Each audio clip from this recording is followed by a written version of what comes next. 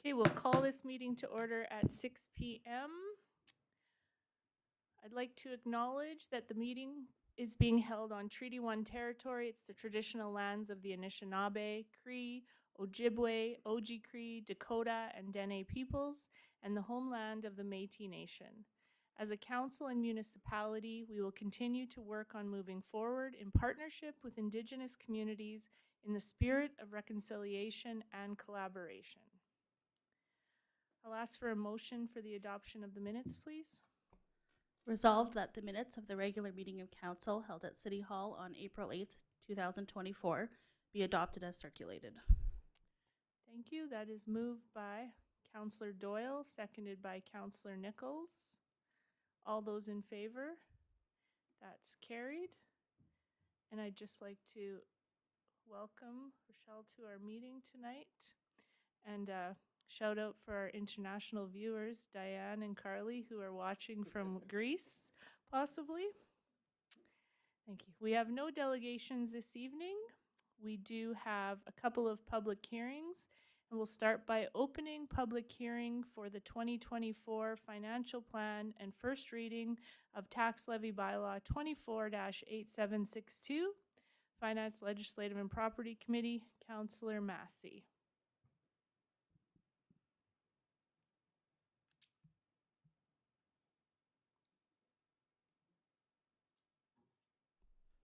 Thank you, Mayor Knox and colleagues on council, and of course, most importantly, our citizens in Portage la Prairie. I want to first of all thank all of you on council. This has been a great process going through the budget this year. I want to thank our staff, Nathan Pito, our city manager, Jen Sadney, our director of corporate services, all the staff that put this together. Councillor Meyer always says it's about, a few minutes here. It's hundreds of hours, I'm sure, of work to get to this point. So we really want to thank our professional staff. Before I give the financial plan, Your Worship, I had a number of citizens ask me, and I thought just for the people watching, why are you doing this versus the budget day when you did your budget? So just a very quick explanation. The budget is approved so that we can get on with some of the projects that we need to get on with in the fiscal year.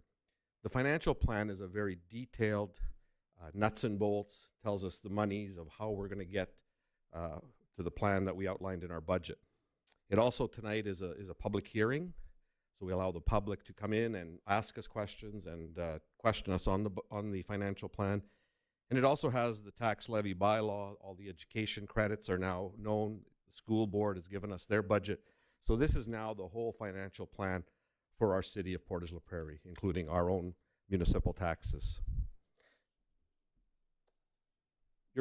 I'll start off with your taxes at a glance. As we said in the budget, municipal property tax increase will be 1.73% this year. The Manitoba government school tax rebate will be applied directly to your tax installment, and there is no change to the Manitoba education property tax credit advance. So just some key bullets there to keep in mind as we go through this. The province is discontinuing the issuance of rebate checks and will be applying the school tax rebate directly to your tax statement. A credit of 50% of the gross education taxes will be applied to residential and farm properties, and a credit of 10% of the gross education taxes will be applied to all other properties, including commercial. So no longer getting a check in the mail, it's coming right off your tax statement. Big change this year. Properties that qualify for the Manitoba Education Property Tax Credit Advance will continue to see a credit of $350 applied to tax statements, and that applies to people on their primary residence only. What is the tax impact in our financial plan this year? As you can see, we're going to give you a couple of examples. On a residential property that's assessed at $250,000, this year, the municipal tax will be $2,362. The school division will be $1,392. Then there'll be less, the $350 I talked about on the education property tax credit advance.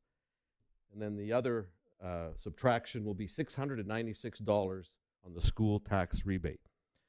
So your total on a property of $250,000 assessed will be $2,708. For commercial, a $500,000 commercial property, the municipal taxes will be $6,823. The school division will be $4,023. Education support levy, $2,642, less the school tax rebate of $667, for total taxes of $12,821.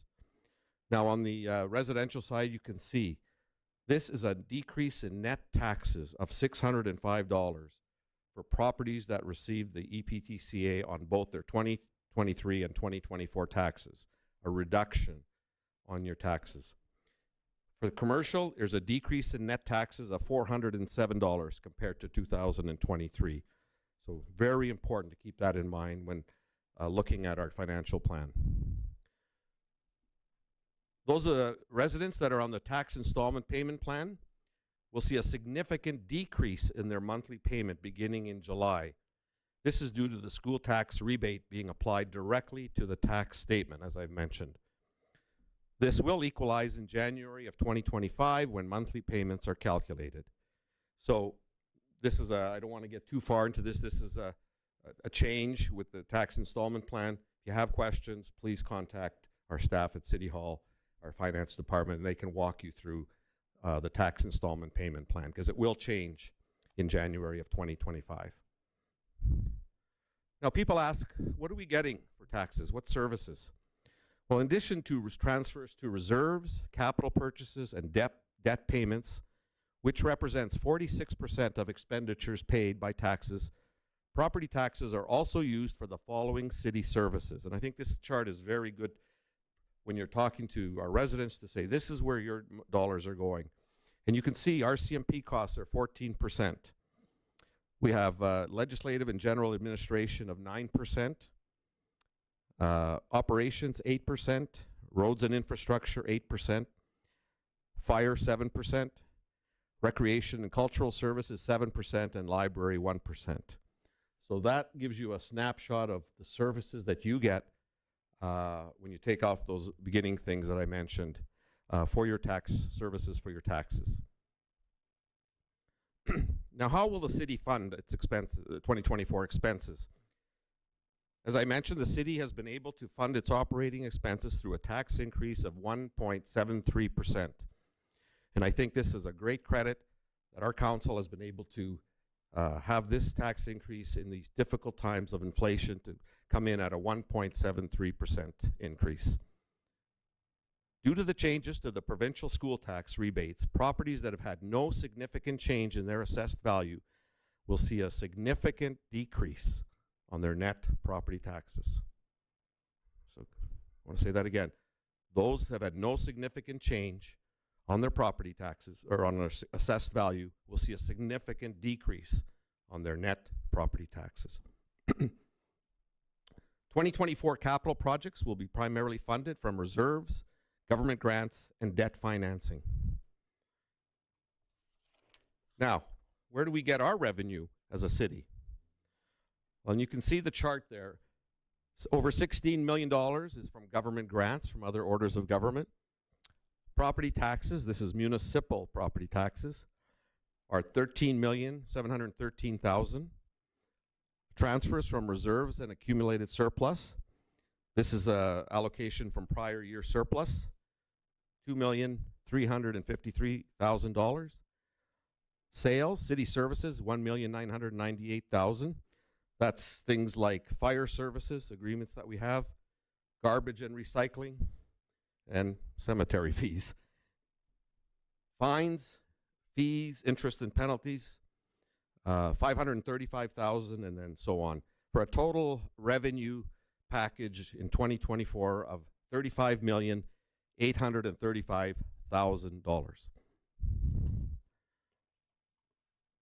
The next chart just shows you the percentages of our general revenue and where we get our money. Government grants make up 46% of our revenue. Property taxes, 38% of our revenue. Transfers from reserves and surplus, 7%. Sales, city services, 6%. Fines, 1%. Other taxes, 1%. And licenses, rentals, permits, 1%. So you can see the vast majority of our revenue are from government grants and property taxes. Now, expenses. And I should mention, this is on the general side. I'll get into the utility side in a moment. This is our general expenses. Fiscal, $15,857,000. Protective services, $7,671,000. That includes fire, bylaw, and RCMP. General government, $3,006,000. Transportation, $2,898,000.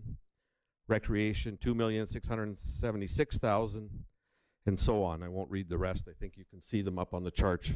For a total of $35,835,000 of expenses for 2024. The biggest chunk, of course, is fiscal, which are reserve transfers, capital purchases, debenture, debt payments, and those kind of things. That is the biggest chunk of our expenses. The next chart has the pie-shaped chart. And there you can see 44% of our expenses from fiscal, which I explained what that was. Protective services, 21%. General government, 8%. Transportation, 8%. Recreation and culture, 7%. Planned transfers, surpluses to reserves, 4%, and so on. So you get a good idea there where a lot of our general expenses, what they are for on that pie chart. Now I'll switch over to the utility side. As I say, we have two sides to our city operating, the general and the utility side. Revenue for the utility. You can see we have the bulk of our revenue comes from the sale of customer sales. It was very interesting. You can see the numbers of the sales, how much we get in sales revenue from the various sectors. The industrial is $3.6 million. Poplar Bluff Industrial Park, $3.5 million. Residential, $3 million. Commercial, $1.468 million. And regional, $990,000. That's all sales, customer sales of our water. Government grants, $3,569,000. This is monies we get from other levels of government for our utility. Transfers from surplus, $1,357,000. And rentals, penalties, interest, and other, $198,000, for a total of $17,682,000 of revenue for our utility. And the next chart, again, gives it to you in a very visual way, our pie chart. And you can see Poplar Bluff Industrial Park, 20% of our revenue. Residential, 17%. Industrial, 20%. Commercial, 8%. Regional, 6%. And government grants are 20% of our utility revenue. So that gives you a good idea on how our utility makes revenue. Now, what about the expenses? The water supply, $8,126,000. This is the cost to operate our treatment plant, our water treatment plant. Contribution to capital, $3,569,000. Transfers to reserves, $3,356,000. And sewage collection and disposal, $2,631,000. That's primarily for our water pollution control facility. So we have a total of $17,682,000 of expenses in the utility. And the next item is, of course, the pie chart again that visually shows you water supply, 46%.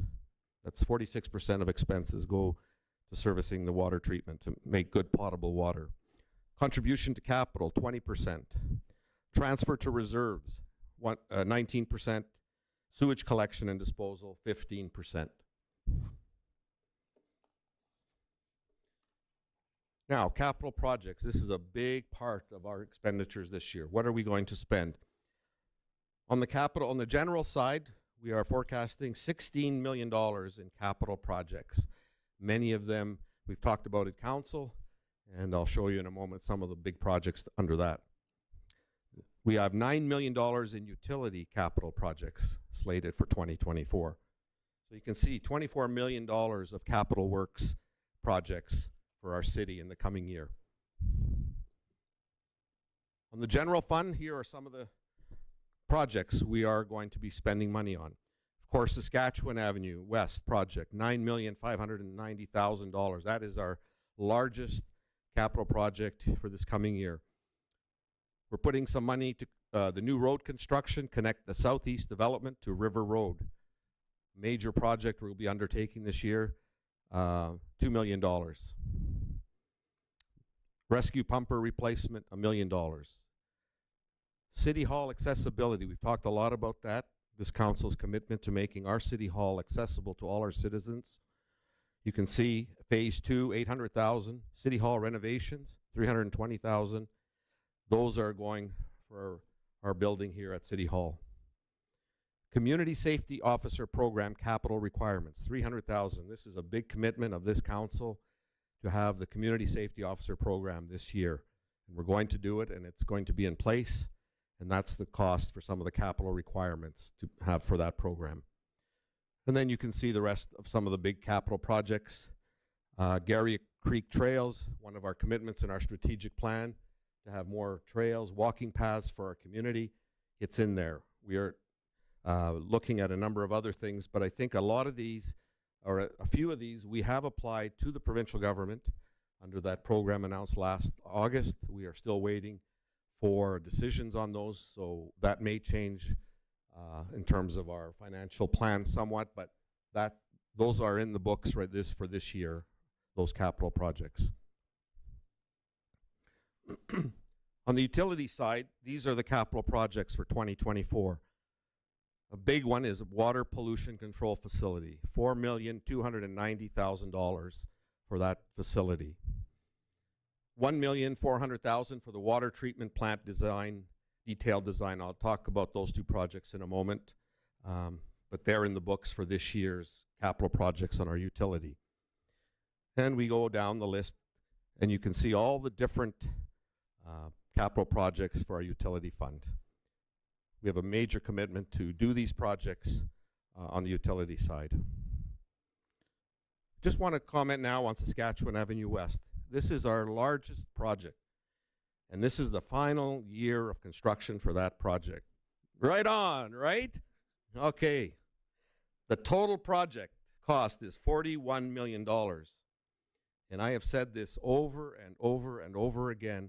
We should be very proud that this is fully funded without property tax increases. That's a great testament to municipal government and to be able to do a project of that size without property tax increases. So how did we do it? $20.8 million in government grants. The balance to be covered by city reserves and debt.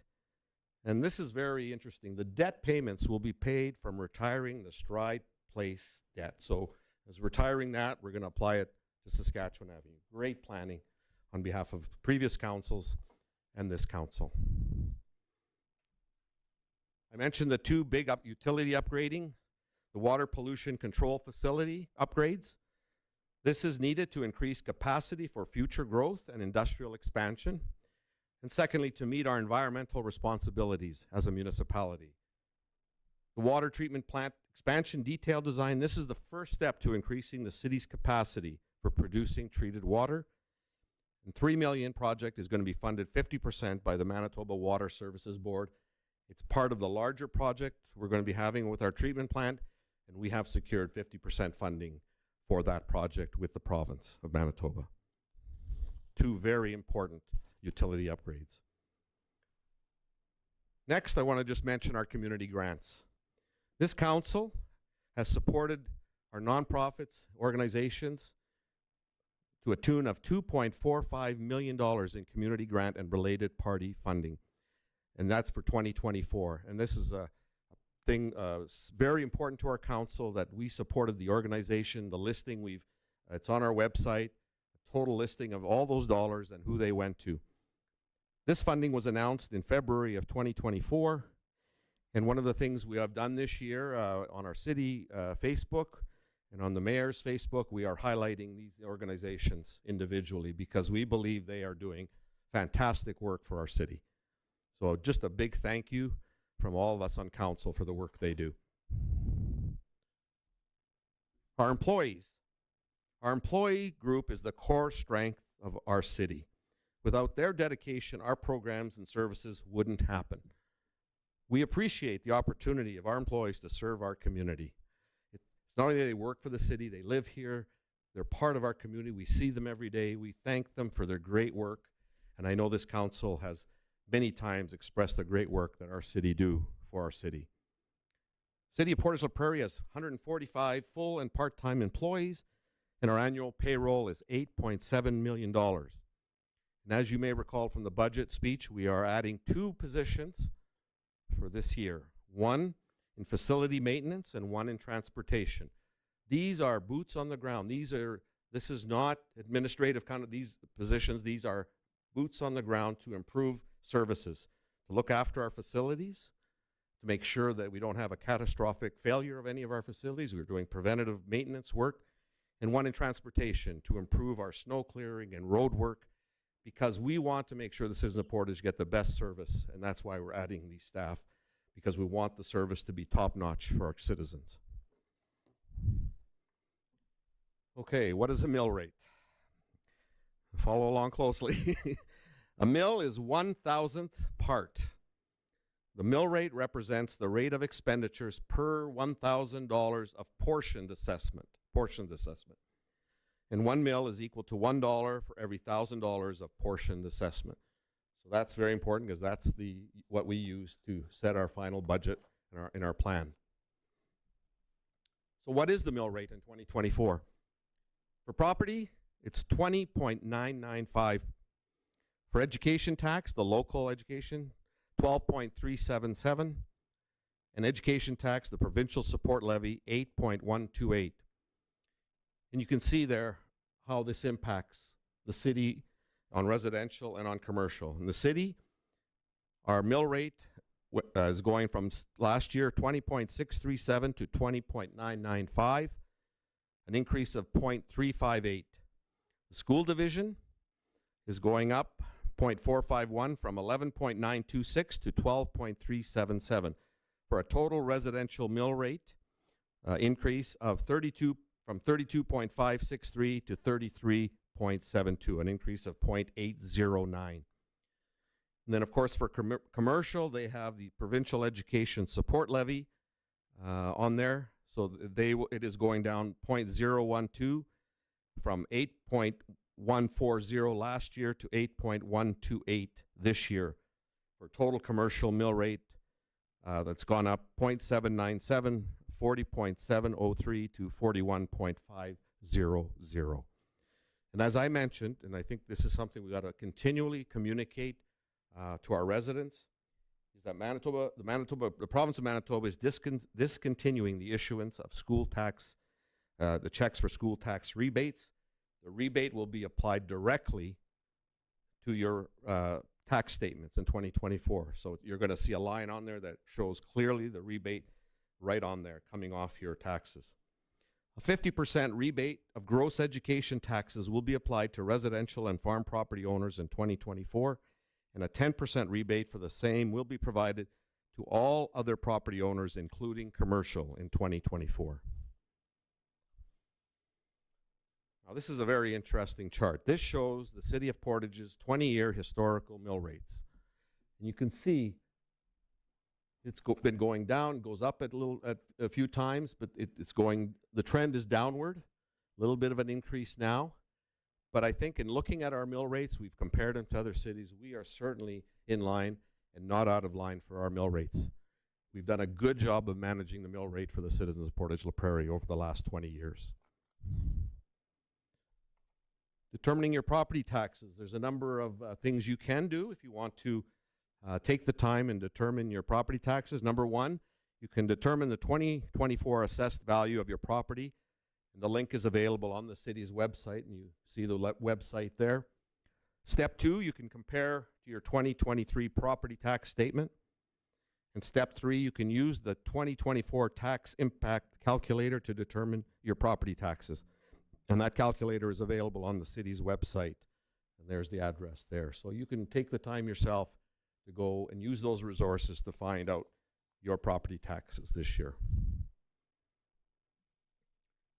Now, this slide I'm very interested in, because I know people ask me as a counselor, and I'm sure a lot of you, well, what about all this money you're spending in debt? And I like to call it an investment. It's an investment in our community. Where are we at? Are we in trouble? Are we overspending? The city's debt plan is included with the 10-year the 10-year capital plan. The general fund debt, this is the general side of the operation, will be $14.8 million by December 31, 24. This includes the 2024 portion funding for the Saskatchewan Avenue West General Infrastructure Program. So $14.8 million for the general side. On the utility side, we will have $2.5 million by December 31, 2024. So you can see if you add those numbers, $17.3 million of outstanding debentures, and our maximum debt capacity as determined under the Municipal Act is $44.6 million. So you can see we're well within and very much below our borrowing capacity for this year.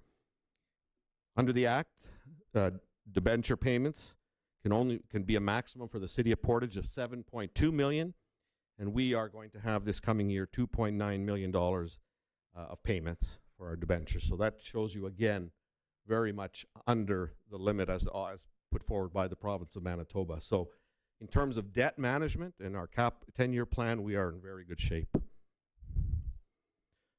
Next steps, the approval of the financial plan and the tax levy bylaw. The financial plan will be submitted to the province following third reading of the bylaw. The tax statements are received from the province at the end of May, and the statements are mailed out to property owners in early June. Taxes are due July 31, 2024. Just a recap of the resources. You can see there we have tax additional information on the city's website, Department of Finance. You have the tax impact calculator, the link to your property assessment, the 2024 financial plan, and the 2024 budget speech, including our grants that we give for the community. Those are all available to you and will be on the city website. I want to conclude, your worship and members of council, with saying we have a really good financial plan here. We said to the people under our strategic plan what we were going to do, and we are doing it. We're encouraging growth through the development of great neighborhoods. We're enhancing recreational and cultural opportunities, green spaces, and active transportation. Strong investment in community safety and well-being. Strong investment in infrastructure to encourage economic investment in Portage la Prairie. Investment in beautification projects to showcase our community. And lastly, the financial plan and our budget respects our citizens' ability to pay 1.73% in these difficult inflationary times. This plan moves our community forward in building a strong, sustainable, diverse, safe, and welcoming community that is growing, and families want to live here. They want to be part of this community. And I know that this council, I've worked with all of you the past year, your worship, Mayor leading us as a council, we're going to continue making a bright future for our city of Portage la Prairie. It is the city of possibilities. Thank you. Thank you, Councillor Massey. Excellent. I will ask if there is anyone here who has questions about the financial plan to come to the mic if you do. Once again, I'll ask if anyone has questions. And third and final time, anyone have questions? Okay, I will ask for with no questions, I'll ask for a motion to close the public hearing. Councillor Massey?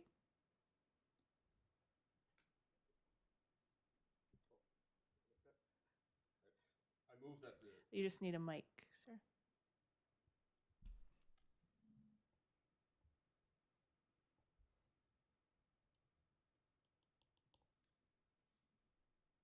I would move that we close the public hearing for the 2024 financial plan and tax levy bylaw 248762.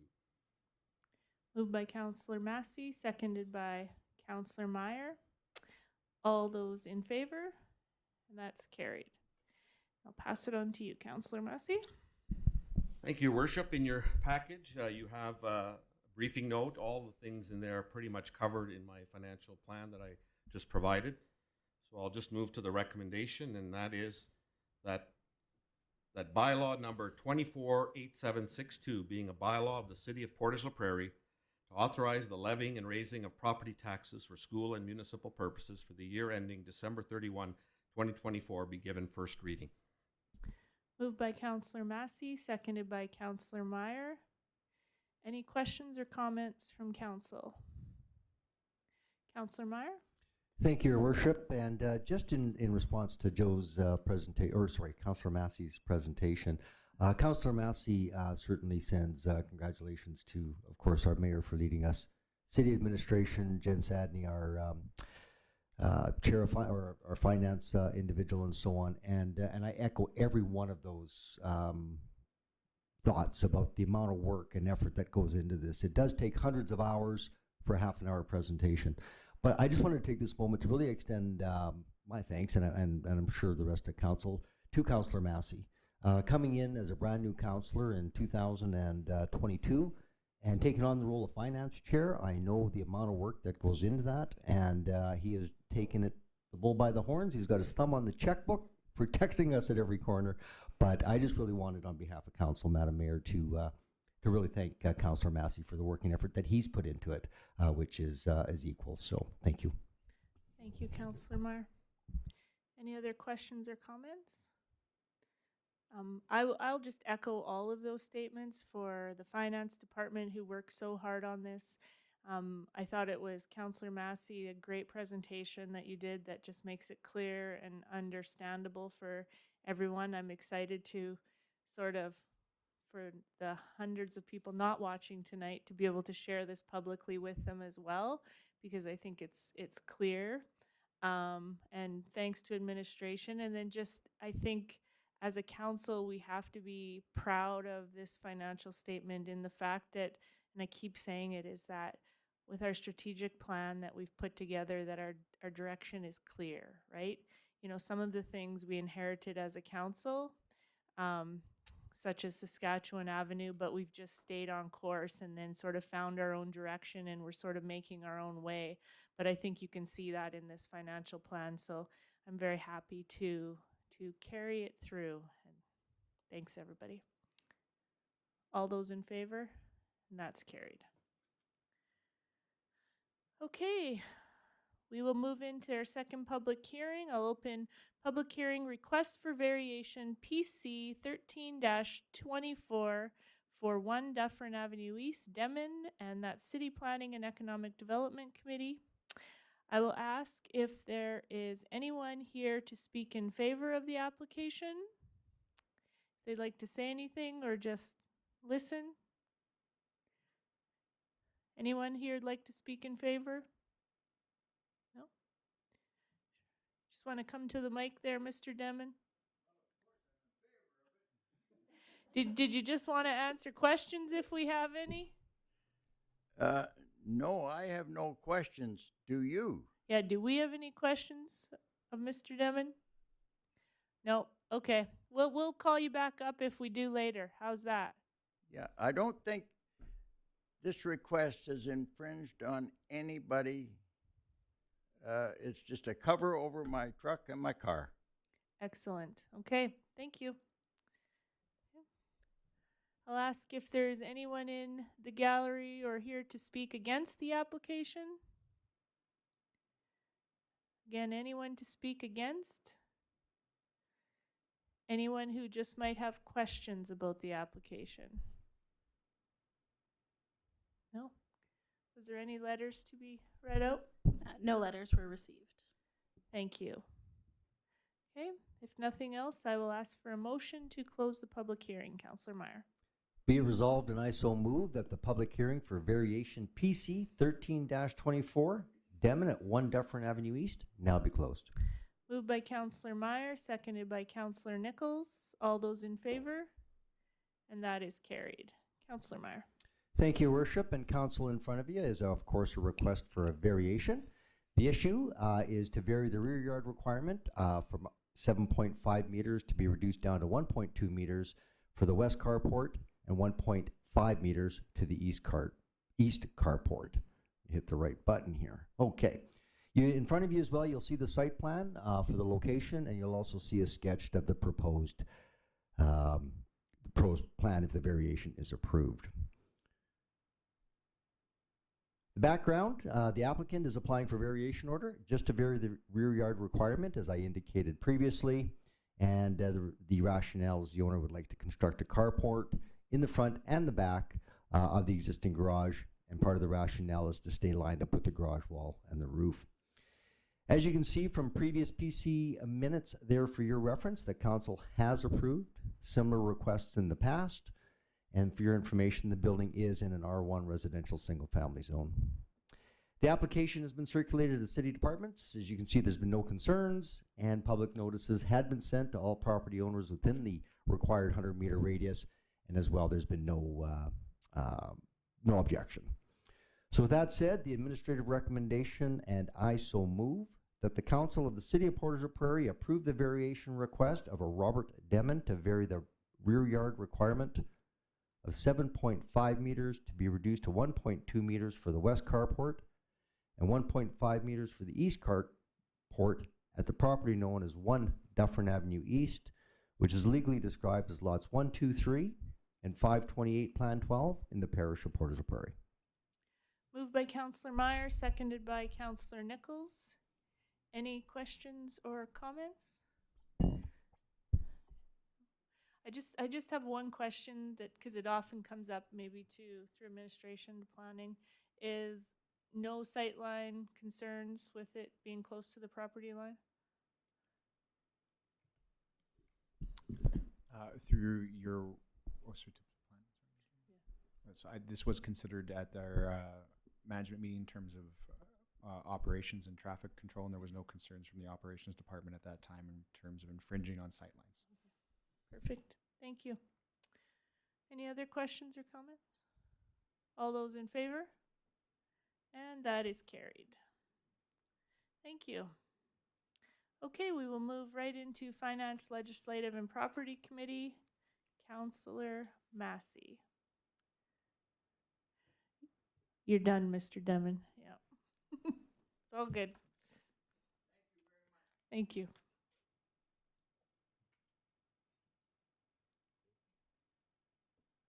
So it's Finance, Legislative, Property first, sorry.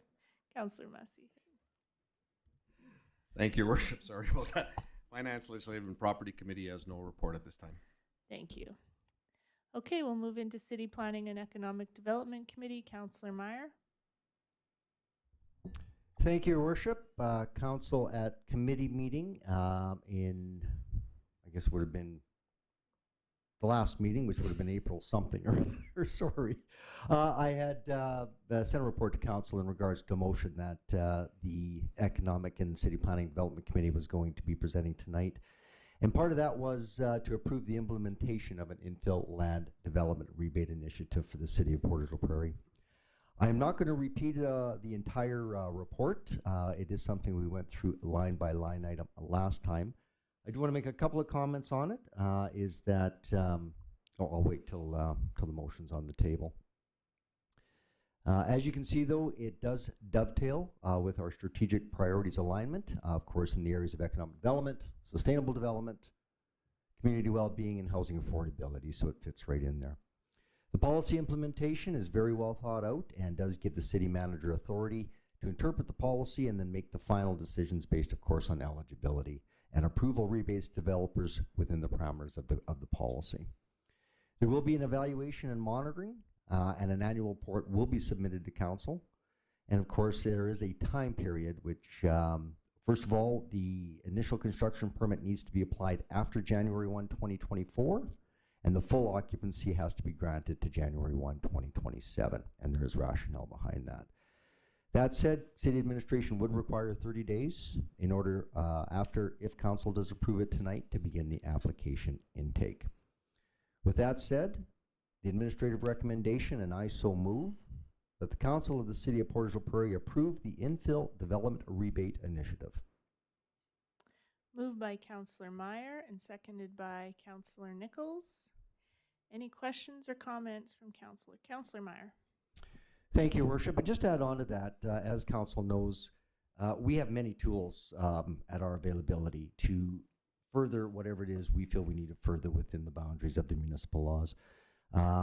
Obviously, economic development is one of them, and this is just one of many tools that we can use. And I'm so proud to be able to bring it to the table tonight.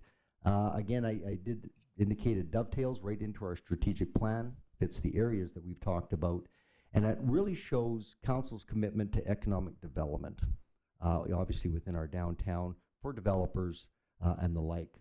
Once again, it does end January the 1st, 2027, and what that does is allow new council, whoever that may be in 2026, to reevaluate it, decide whether they want to stop it, whether they want to continue it, and will give us some time to really gather some feedback with it as well. I feel that it's strongly reviewed, and it's the right people making the decisions once this starts taking place. So for that, Your Worship, I will be voting in favor of the motion. Thank you, Councillor Meyer. Anyone else have any questions or comment? No? Okay, all those in favor? And that is carried.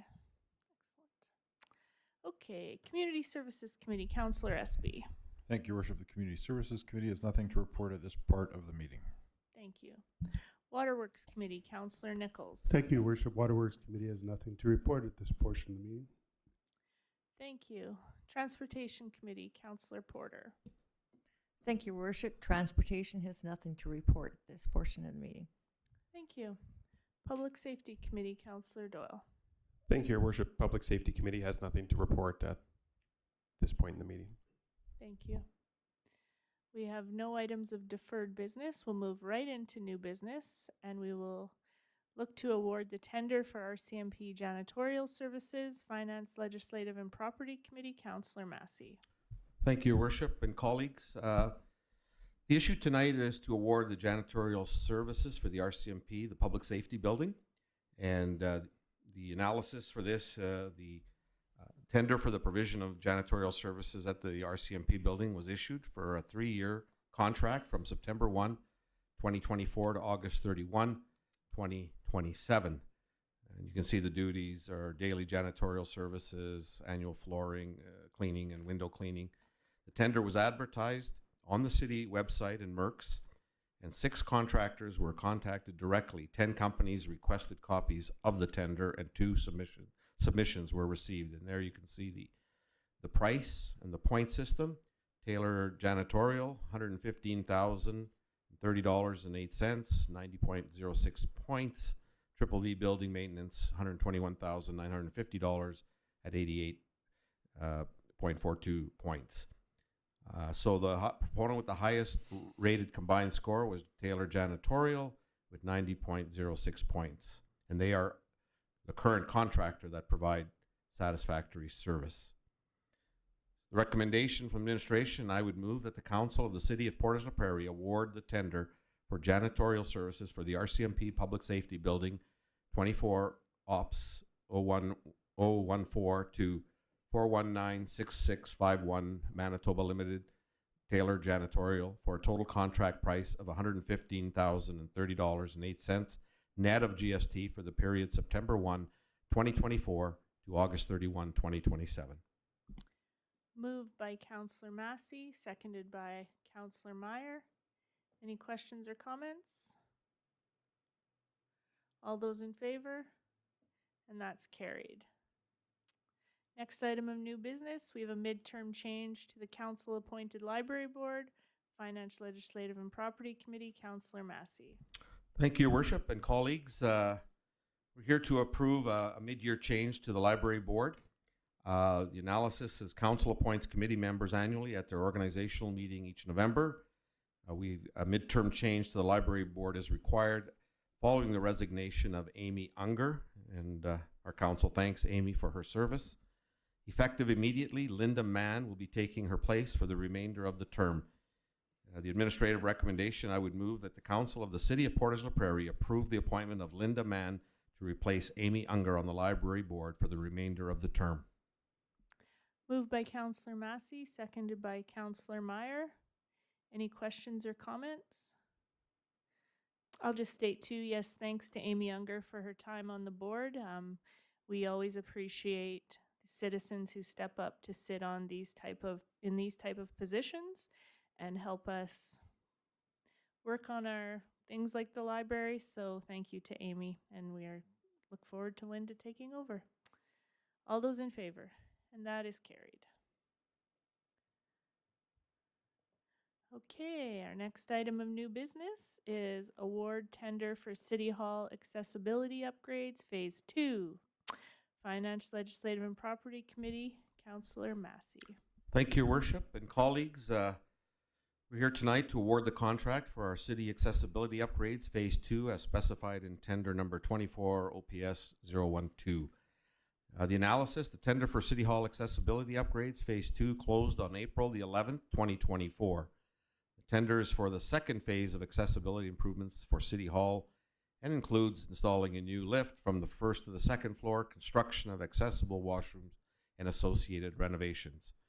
There were 4 tenders received, and pricing points were as follows, and you can see the various Elwood Macquarie Limited, $366,000, U-Build, $412,836, the Secure Construction Group, $487,696.96, and Blue Lake Construction and Consulting Engineers Corp. $510,000, and the bids were evaluated on qualifications and experience, past relationship with the city, sustainability factors, as well as price. It's been advertised on the Mercs and the city website, and Elwood Macquarie Limited had the lowest pricing and the highest rating. And they have also successfully completed many projects for the city, and they have ample experience in this type of work. So we're hoping it starts in July and be completed in October 2024. And the intention would be that we will have to relocate staff during some of this disruptive portions of the construction, and City Hall would be closed during this time. So the administrative recommendation, and I would move that the Council of the City of Portage la Prairie award the tender for City Hall accessibility upgrades Phase 2-24 OPS 012 to Elwood Macquarie Limited for the total contract price of $366,000 net of GST. Moved by Councillor Massey, seconded by Councillor Meyer. Any questions or comments? Councillor Meyer? Thank you, Your Worship. First of all, I have no issue with the recommendation, and I will certainly be voting in support of it. But I just had to ask one question of clarification. As an alternative, and I'm just curious, I guess, to see why we only had the 2 options. One was to award it just to Elwood Macquarie or do not award the tender limited. Can we just explain that process? Through Your Worship to Councillor Meyer. So based on procurement rules that are accepted nationally, internationally, the city is responsible for setting up a process in which we take tenders. When we take those tenders and we follow the process accordingly and make a recommendation based on those policies and procedures, Council has the option to approve or not approve. If Council selected a secondary option, they could be violating our procurement procedure, which might have legal liabilities for the organization. So we wouldn't recommend formulating an option that would have any legal implications or potentially put the organization at risk. Ultimately, Council can make any motion they choose because they are the governing body, but that is how we typically structure these. That's exactly what I thought. Thank you for the clarification. Thank you. Any other questions or comments? I just have to say that this is an exciting thing to pass, is this accessibility. I know it was probably in my first 2 months on council 6 years ago that accessibility was really talked about for this building, and I think that one thing that was said was, you know, throughout our community, when people renovate or they build new construction, that accessibility just has to be done, right? And so I always found it hard for us to be the ones saying, our planning district, whoever, saying you have to make your building accessible when we weren't. So I think it's going to be great that our building is going to be accessible to all. And I think knowing that especially will be done before our 2026 new elections. And it just means that anybody who wants to run will have the opportunity to do that. So I think this is great. All those in favor? And that is carried. Yes, Mr. Pito. Just an additional comment to the report, it mentions that there will be times where City Hall, it will be closed. Administration is working on solutions for a secondary site, so customer service will be maintained during the closure of City Hall at a different location, and we will be communicating those plans in the coming months. Thank you. Okay, another item of new business. We have March building reports, City Planning and Economic Development Committee. Councillor Meyer. Thank you, Your Worship. And as I think Council knows, this is really one of my favorite parts of any council meeting. Because as we say, it's the efforts of the Planning District, PRED, all of the investment team, and of course administration, management, that really this is the result of.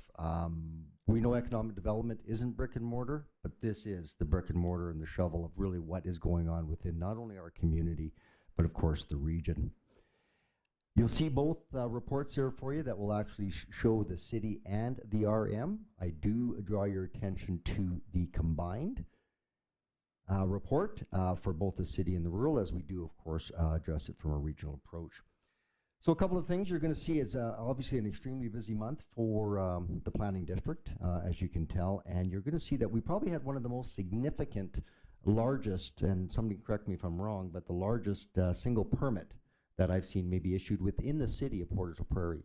I think maybe rural, there's been maybe a couple of larger, but when you look at a significant permit of $247,885,000, it's not something that happens every day.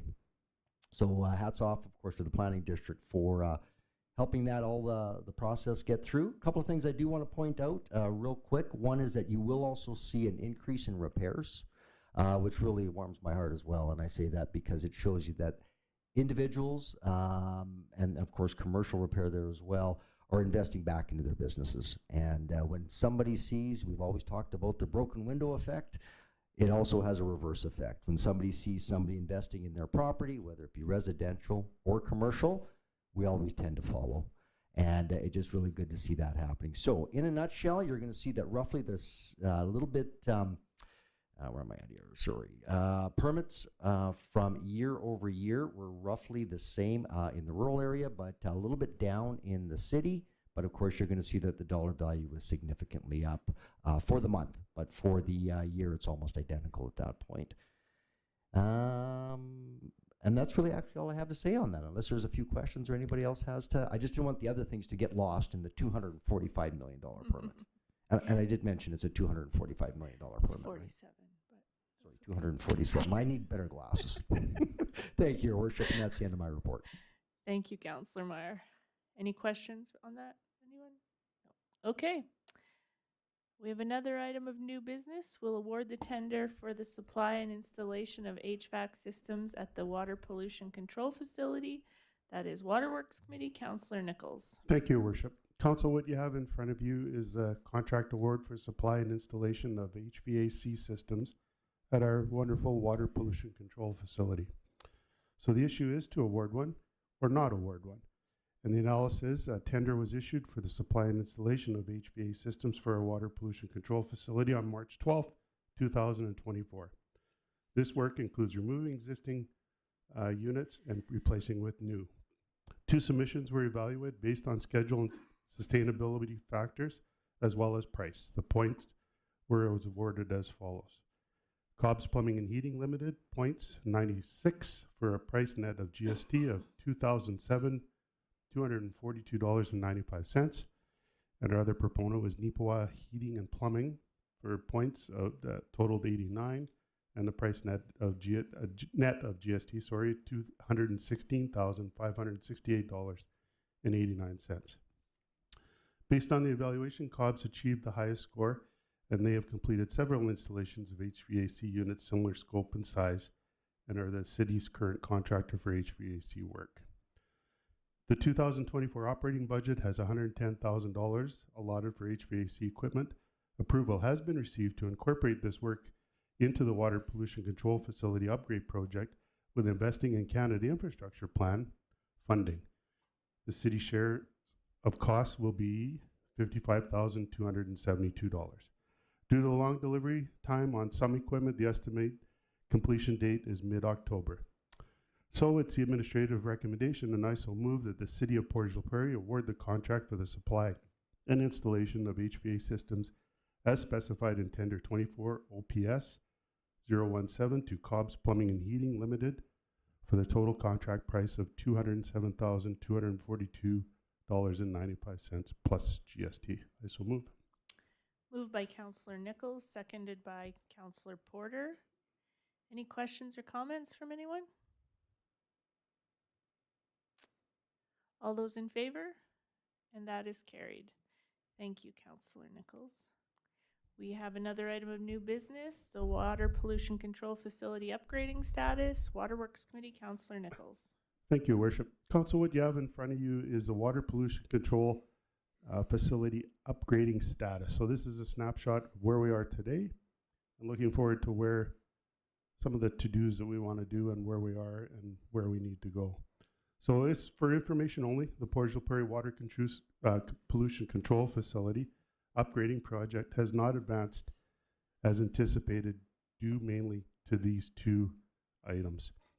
And I'm going to name the two items, and then there's a fair bit of logic and understanding between the after that kind of explains those two. Number one, the inability to specify project cost certainty for capital and operating costs, and number two, the significant financial risk it represents for the city, the regional industries, and the prospective P3 construction and operation contractor. So as we move through this report, you'll see some really good detailed information, but we will also highlighted some tasks over the next several months that will include implementing the early works, discussion with Canada Infrastructure Bank regarding financing of the city's share of the project, discussion with the province regarding the financial backstop of the project, which is very, very important, addressing the project implementation model, and process with the province, negotiating extensions of the interim industrial service agreements, confirming the industrial wastewater loading and treatment requirements, finalizing the scope of the work for the request for proposals and project agreement, and finally obtaining approval for the process for approval of utility rates and preparing initial utility rate applications for the PUB. There's some good reading, and it presents where we are right now and where we need to go and the reasons we're not just there yet. Thank you, Councillor Nichols. Any questions or comments? Councillor Massey? Thank you, Your Worship. Just a question maybe to administration. As you know, we met with a number of ministers a few months ago, I believe, and Minister Bushy on sort of the concerns of our concerns with the financial backstop of the project. Has there been any further sort of discussion or any follow-up from that meeting that you can share with us? Through Your Worship to Councillor Massey, I believe there's been continued direction to provincial administration to find solutions to the concerns brought forward by the city. There's still a long way to go, but I would say it's fair to say that they're aware of our concerns and they continue to look for possible solutions to move this project forward.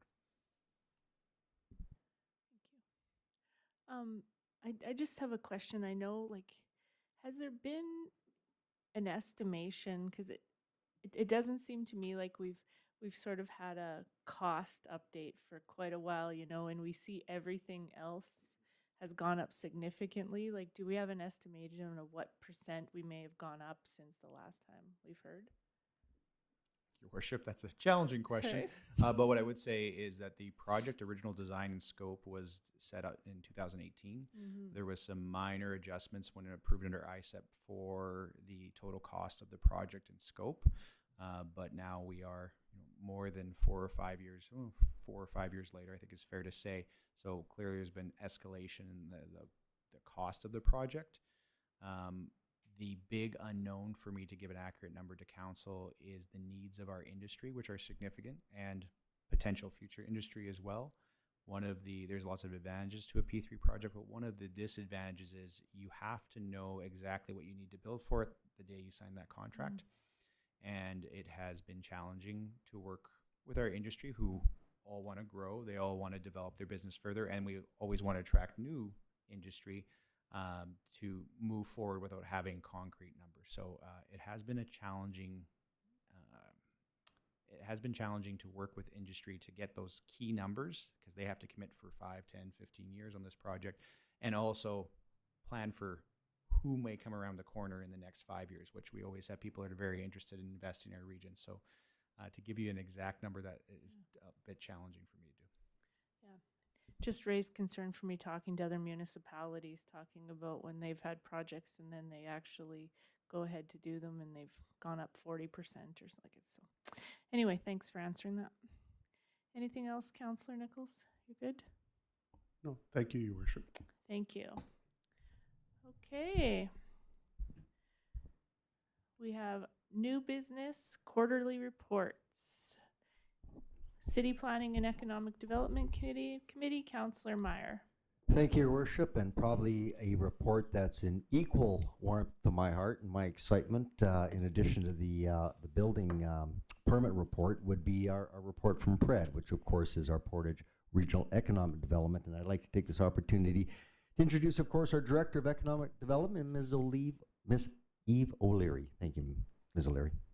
Thank you, Councillor Meyer, and good evening, Council. We are already here in April of 2024, and it's certainly been a productive quarter for the PRED team. So tonight we're going to talk a little bit about what PRED has been up to in the first quarter. So we have some highlights there of our new website, some of the business visits that we have undertaken, some of the strategic partnerships to ensure that we understand the importance of youth, some of the data services that we provide, the secret recipe of PRED is finally revealed, and lots more. So we're very excited to share this report with you. We use this as a two-pronged process because not only do we share this with our municipal councils, but we also have started providing this as a tool to communicate with the business community in Portage la Prairie.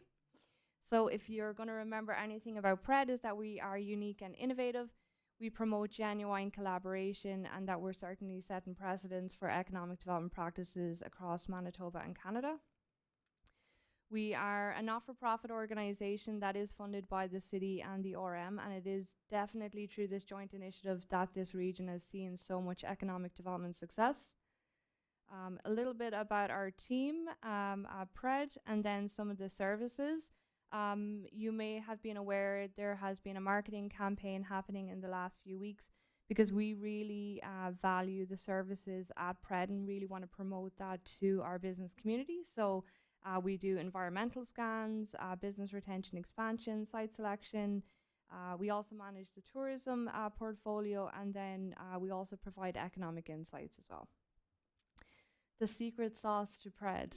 So the acronym, and this is certainly something that has derived from the tax sharing agreement, and that is based on the foundations of partnership, regional approaches, economic development practices, and having access to data. And we're very excited that this year we definitely have all 4 areas in play. I won't take away from our unique model, but economic indicators are very important, and I know that both councils had requested that we go on a soul searching mission to identify the economic impact for tourism in this region. And just to, we developed a unique model, definitely why we are innovative and unique. Because this is a model that has not really been seen in smaller communities. And I know Kelly is going to speak to that in her report. But just to give a highlight that over 125,000 people visit our region, contributing to $29.6 million of GDP. So it's wonderful that we have an economic tool that we can provide those services in our community. In December, we had gone through our regional economic development strategy. And one of the key areas that we heard from our business community is we want to know what PRED does and we want to know more about them. So we have put in tools in place for to share our quarterly reports, but we also have taken a proactive approach to doing formal business visits. So we've done some business visits over the last 3 months. And then with that as well, we've taken that approach to do a post-investment program. and that is with our provincial and federal economic development counterparts. So really focusing in on not just attracting the business to Portage la Prairie, but making sure that they're comfortable and they can still succeed in our economic environment. In early this year, we did the Portage Innovation Centre Entrepreneur Challenge with Community Futures, Red River College, Arrowhead Development, and CBYF, and it was a great event, and we got to talk about economic development and the importance of opening a business and entrepreneurship in our region. Then we have our website, which is very interactive, so if you are looking for some economic indicators on some of our targeted sectors, or maybe it's our regional land inventory for commercial and industrial development, we have that there. We also encourage any of our partner organizations, city or RM, if you do have studies and reports, we do have a centralized library location now, which helps our business owners for investment attraction purposes. We provided some information on data, so we have lots and lots of data. So if you're looking for information, PRED is certainly here to help you. A little bit of information about our wonderful board of directors, and some information on the AMM and Global Affairs Canada hosted a seminar here on investment attraction in Portage la Prairie. And then the biggest thing which has been great for PRED is sharing that regional approach, that it is getting provincial recognition. And we did have a great opportunity to promote our region and provide those challenges to our provincial government in January. So if you are looking to invest in Portage la Prairie, log on to investinportage.ca. And I'll take any questions. Thank you. Does anybody have any questions? No? Comments? Councillor Meyer? Thank you, Your Worship. And I just really want to just take this opportunity to sincerely thank Ms. O'Leary and her wonderful staff for the commitment that they make to our region every morning that they get up. And just to see some of the work that's been done and where we've gone. And I've been fortunate enough to be a member of the PRED board for the last number of years, and I see the work that they do on a daily basis. If you're okay, I'll move on to the second report. I just want to comment that the website's great. I've spent some time perusing it and lots of information, and well done. So it's a nice tool for sure. Thank you. Councillor Meyer. Sorry, thank you, Your Worship. And of course, being on the PRED board, you're fortunate enough to be involved not only in this strategic plan. Obviously, we don't deal the day-to-day stuff. That, of course, is up to even our staff. But I do want to point out that tourism was a central pillar of the PRED strategic plan, and I know that even our staff have taken it to the next level. I've seen it go right from 0 to 100. And with that said, I'd like to turn it back over to Ms. O'Leary to talk about the Tourism Committee and introduce her tourism coordinator. Absolutely, and I get more excited about tourism as I do for economic development. So it is a wonderful pleasure to introduce our tourism coordinator to provide a update on Q1. We are very proud to have Kelly on our team. She certainly has taken tourism from 0 to 100, and we're very excited to see where it's going to go. So I'll hand it over to you, Kelly. Thank you, Eve, and thank you, Your Worship and Council. Bear with me, it's been a minute since I've presented, so happy to be here though, thank you. Yeah, so our Q1, I feel like Q1 was a little bit of a whirlwind. As Eve mentioned, we were still working on our economic impact assessment that wrapped up kind of in the middle towards the end of Q1. So yeah, normally we would spend lots of time planning for the rest of the year and kind of getting our footing, which we did do, but we're also still involved in a very large project. So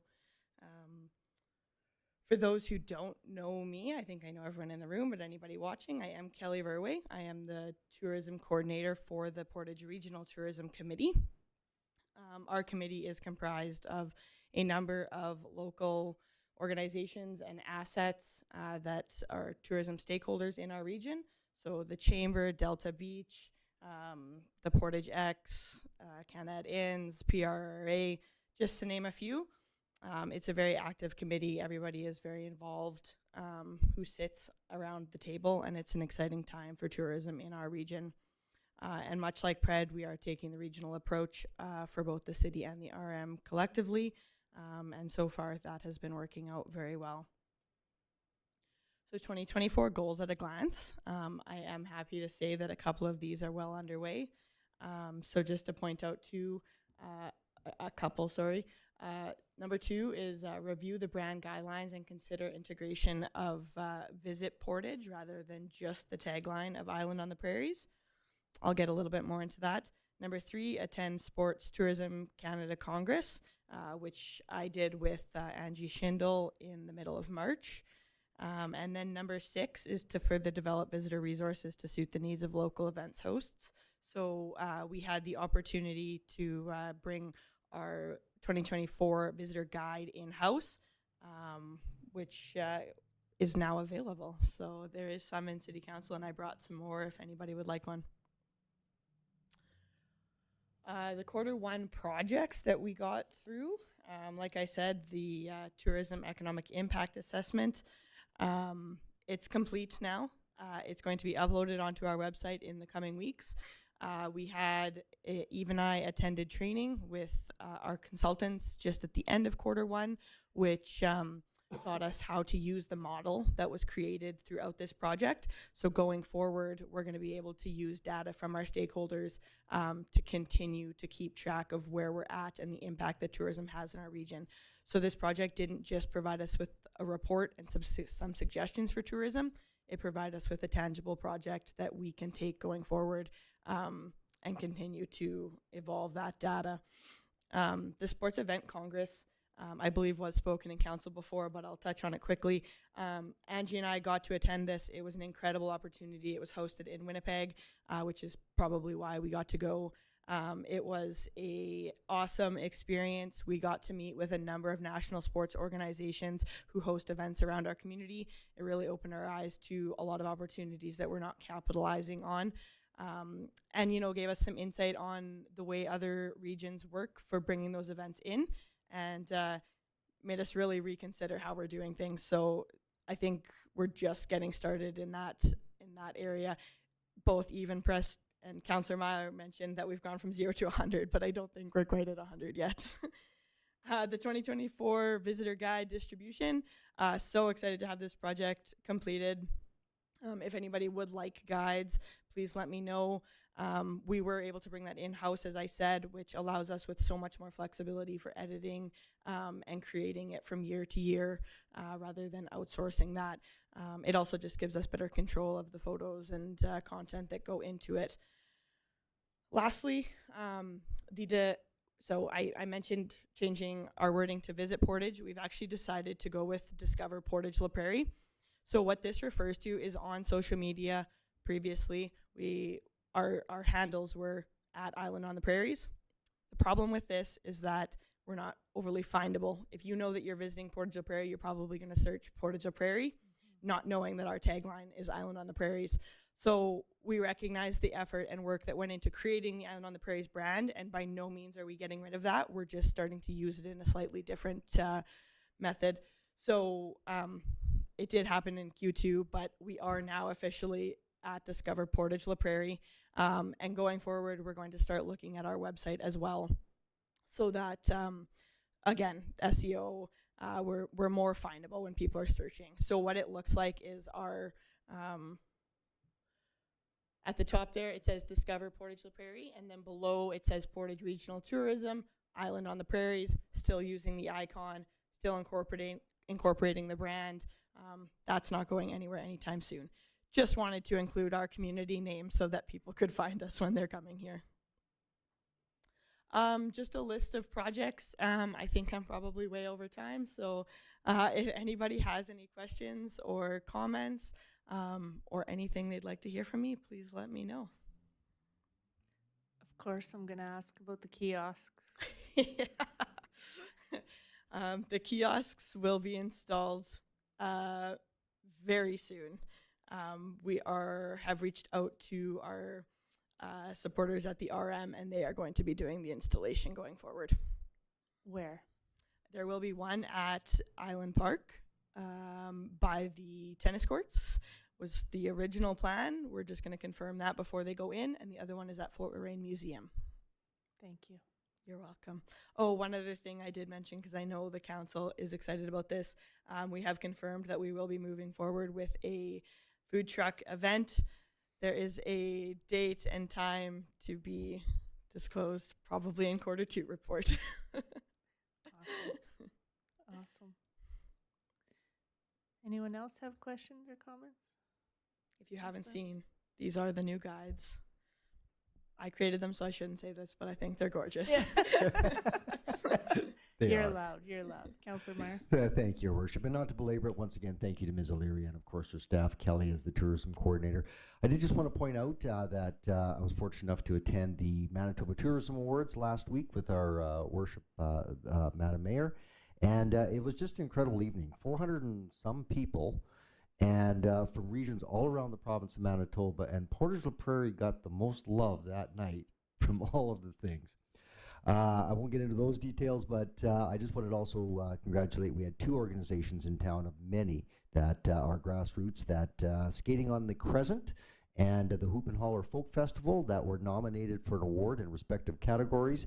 And unfortunately, we didn't come home with the prize, but I'll tell you, the recognition, and Madam Mayor, you can expand on that, but the recognition and the notoriety received is consistently putting Portage la Prairie on the map. So we've only got another 101 in addition to those things, and we'll get all those on the go as well. Thank you, Your Worship. Thank you. We love to hear Portage la Prairie mentioned over a microphone, so it's great. Thank you. Thanks, Kelly. Okay, we'll move into Community Services Committee. Councillor Espy. Thank you, Your Worship. I have a number of quarterly reports on here, and the first one is PCRC. And through Your Worship, I would like to call upon the PCRC to present that report. Hello. This is the first time I've done this, so please bear with me. This is the PCRC quarterly report. I'll start with Local Immigration Partnership. They co-hosted Malanka with PLLC and the Ukrainian community. We were honored to facilitating their initial meetings and board elections for the Association of Nigerians in Portage. The Grassroots Market Women in Agricultural event, generously supported by Simplot, showcased the entrepreneurial spirit of women in our community. CBYF has funded a social return on investment, SROI, for the Roving Campus project, which we are excited to see the outcomes of. February, CBYF held the 2nd Annual Youth Mental Health Summit. March marked the end of the CBYF pilot. CBYF funded a regalia grant for local youth to use funds to purchase and or create regalia. Adulting 101 and youth programming at Family Resource Center, a job fair and innovation lab workshops at Red River College Polytech, FEYA, financially empowering young adults at United Way, technology library upkeep at the Portage Library, and a regalia library at the Friendship Center. Community Facilitator was successful in obtaining funding from the United Way for the Portage Bear Clan, $20,000 over the 2 years. Assisted the Reaching Home Coordinator with a proposal and successfully received $90,000 in funding for the Warming Shelter Response Program. Healthy Together Now, Southern Health application, and we were successful. 2,000 Ajita Excuse me. Oh. Sorry. Could you just speak a little louder, closer to the mic? I just got a message. So Oh, thank you. certainly. That's Sorry. Okay. Thank you. Where was I? Oh, yes. Healthy Together Now, Southern Health application, and we were successful. $2,000 Ajitamu Ikea Treasure Hunt Earth Day event. I do hope I said that somewhat correctly. And then United Way had a surplus and gave us $15,000 additional funding. Funding will go towards the Community Digital Reader Board. Affordable housing build is coming along nicely. Drywall is already up. Connecting communities, Winterfest was held with multiple organizations hosting events. Virtual snow sculpture contest and movie night was supported by PCRC. International Women's Day celebration took place in March. Dress for Success, winter craft kits were distributed. Wawokia has been busy with several key activities ranging from planning community safety and well-being strategies to providing essential training and support for staff and clients. Wawokia recognizes the importance of education and has been able to provide training sessions to staff as well as partner agencies. The coordinator played a crucial role in staffing the emergency warming shelter during the months of February and March, thanks to funding availability. Reaching home, from the beginning of February through to the end of March, there was funding provided for hotel stays to temporarily house folks who would have no other option of indoor overnight shelter otherwise. Some of the struggles we continue to see regularly for our clients is food security as well as affordable housing in general. Transportation is also in high demand with the people we support. We received generous donation from our local PharmaSave to put together some personal hygiene kits for the folks we support. Reaching Home program was renewed for another 2 years. Urban Indigenous strategy continued with our monthly gatherings intended to provide not just socialization, but education, including speakers, talk about mental health, passing on knowledge to our youth, while also providing contacts to help seniors with general health, supporting clients with transportation, planning, and general budgeting. Thank you. Thank you. Does anybody have any questions on that? No? Thank you so much for that. It was an excellent report. You did a great job. There you go. Councillor Espy. Thank you, Your Worship. The next up is the Suda Cachicha Urban Indigenous Strategy Quarterly Report. In January, the proposed bylaw for Suda Cachicha, formerly known as Portage la Prairie Urban Indigenous Peoples Coalition, was passed by the City of Portage la Prairie. Urban Indigenous Coordinator assisted with the Healthy Together Now Southern Health Grant application for the upcoming Ajitamu Aki's Earth Day event. I also hope I got that correct. Along with other PCRC coordinators, Urban Indigenous Coordinator attended a planning meeting with Arrowhead Development and Long Plain First Nation for some future projects to address public transit needs in our region. Urban Indigenous Coordinator attended presentation for the Indigenous Gathering Area for the new hospital in Portage la Prairie. Urban Indigenous Coordinator assisted the National Urban Indigenous Coalitions Council with their terms of reference. Urban Indigenous Coordinator attended a Zoom call for MANSO, Manitoba Association of Newcomer Serving Organizations.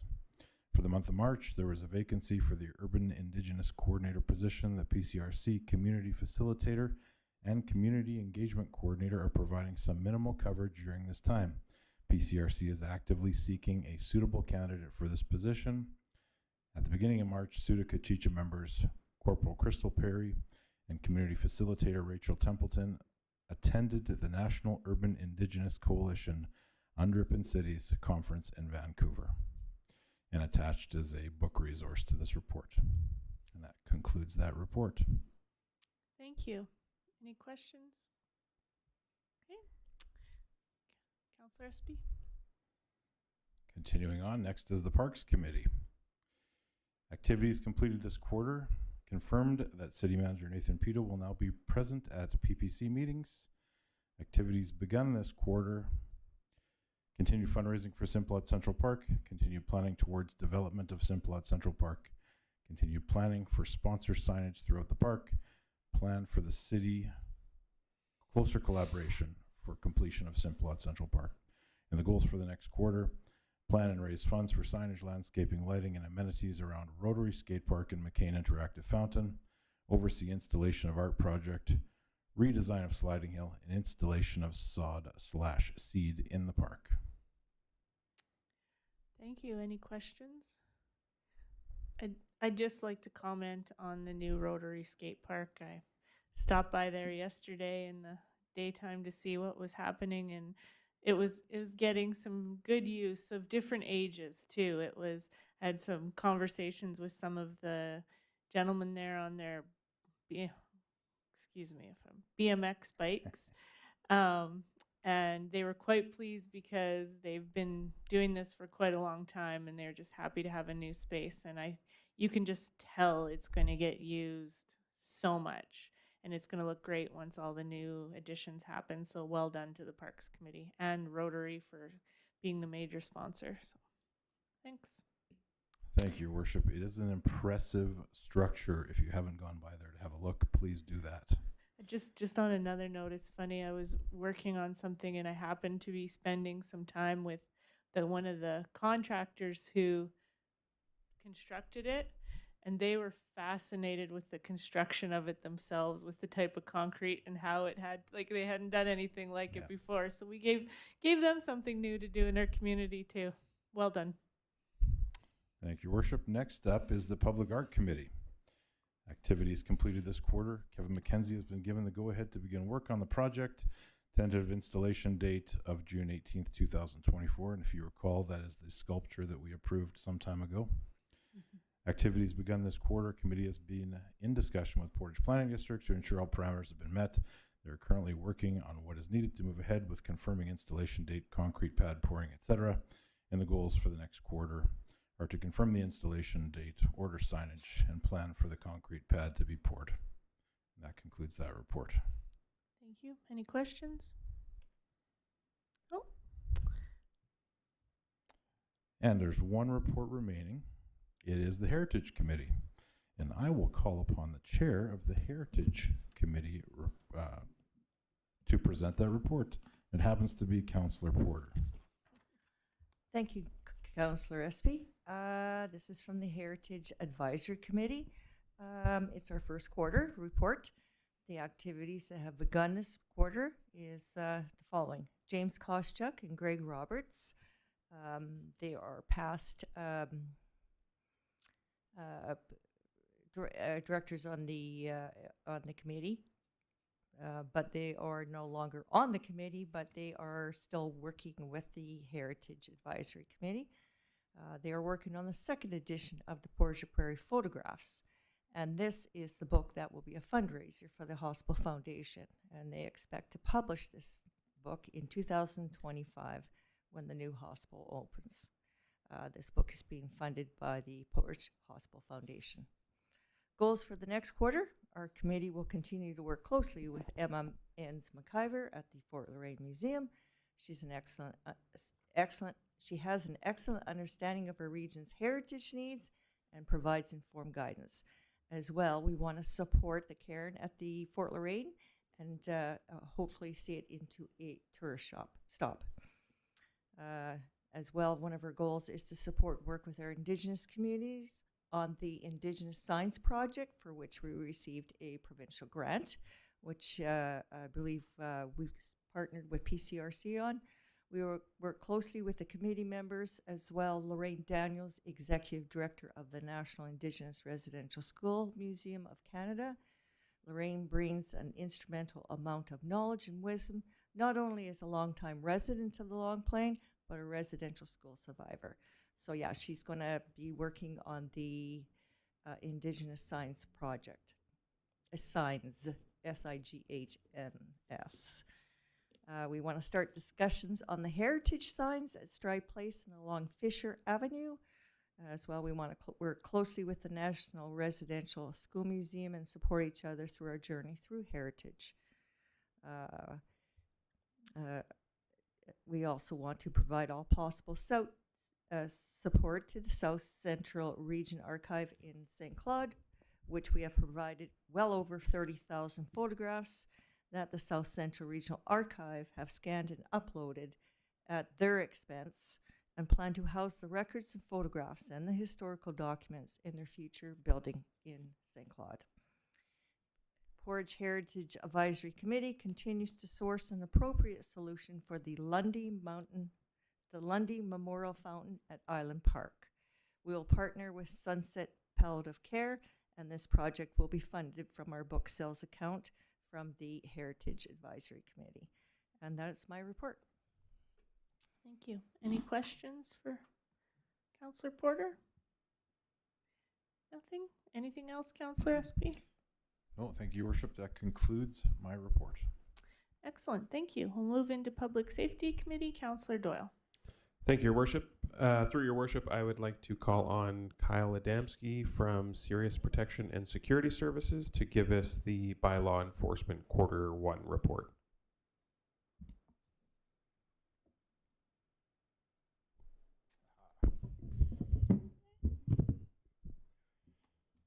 Good evening, Council, Your Worship, and other guests. First quarter has been busy. Auto Chalk's been running smoothly. The ARF has been full, on and off. We're actually sitting right now. We've reduced it a bit, 4 cats, 5 dogs. By the sounds of it, 2 more cats and 3 more dogs are on their way out to new homes. Bylaw has been amping up. Hopefully the warm weather is here to stay. It'll get even busier for us. But snow is still in the forecast for this week, so we'll see. We did do a little bit of a shout out here to some of the rescues and shelters that helped us out throughout the first quarter. Pause, Canine Advocacy out of Winnipeg, our local citizen Val Winton, and Rest Stop Rescue Inc. They have helped us tremendously with rehoming animals in the city, outside the city, and even some personal transports outside the province. So we couldn't do it without them. We'd either have animals sitting in the ARF for extended periods of time or other options. Mr. Adamski, could you speak a little louder into the mic? Thank you. Sorry. Total animals impounded over the first quarter was 88 compared to 44 of last year's first quarter, so it doubled, yeah. It was quite busy, and the majority of that was dogs, which was weird. We haven't seen that number of canines at the first quarter since we started. 454 calls for service, which was up from 331. Total revenue for fines, tickets. Auto chalk was $33,000. So pretty busy. And I've been doing this for almost 5 years, and I just realized that the reports go up there. I usually sit at the back, and I've been watching all the reports. Oh, no. I'm going to have to change the format of my reports, too. And I'm open to questions, comments. Thank you. Oh, sorry. Don't mean to interrupt. I did start tracking our deferred files for Councillor Massey. We had 3. 2 we put onto planning, and 1 we put onto Portage, Indiana, which I usually get calls from their bylaw department. Lots, actually. I know the accent now, so I can pick it up pretty quick. But yeah, we do track our deferred incidents. So I have 2 questions. How is the new animal retention facility working out for you in your bylaw perspective? Great. Lots of room. The animals aren't crammed. We have lots of room for more animals, so we're not able to, or we don't have to turn away citizens from finding strays or taking in animals. So it's working out great. We're coming into our first summer, so we'll see how the heat is in there, but I believe we have air conditioning lined up. The outside shelter is great. It has building protection on 2 sides, so sun's not going to be an issue. That's working out really well. We've added a couple large monitors and the computer in there now, so no paperwork. It's all digital. Great. My other question is, did the cat in the photo escape? Which one? In the photo in your report. Oh, that one? Yeah. So that was one of 3 extremely feral cats we got. Attacked the cage. They were just cleaning it, and it lunged at Charles. He seems to have a magnet for those cats and climbed the wall. No, eventually it came down, and it went back into its cage. That's funny. And I think the number of the dogs was because all those puppies were there, that litter of puppies. Yeah, we had 2 actually very large batches of puppies. Yeah. Anyone else have any questions? Councillor Porter?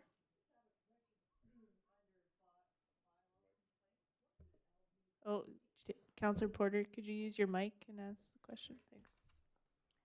I just have a question under the bylaw complaints. You have like initials LVFH. Can't remember what that means. Local vehicle for hire. Okay. It's not necessarily a complaint. We log any interaction, so an inspection.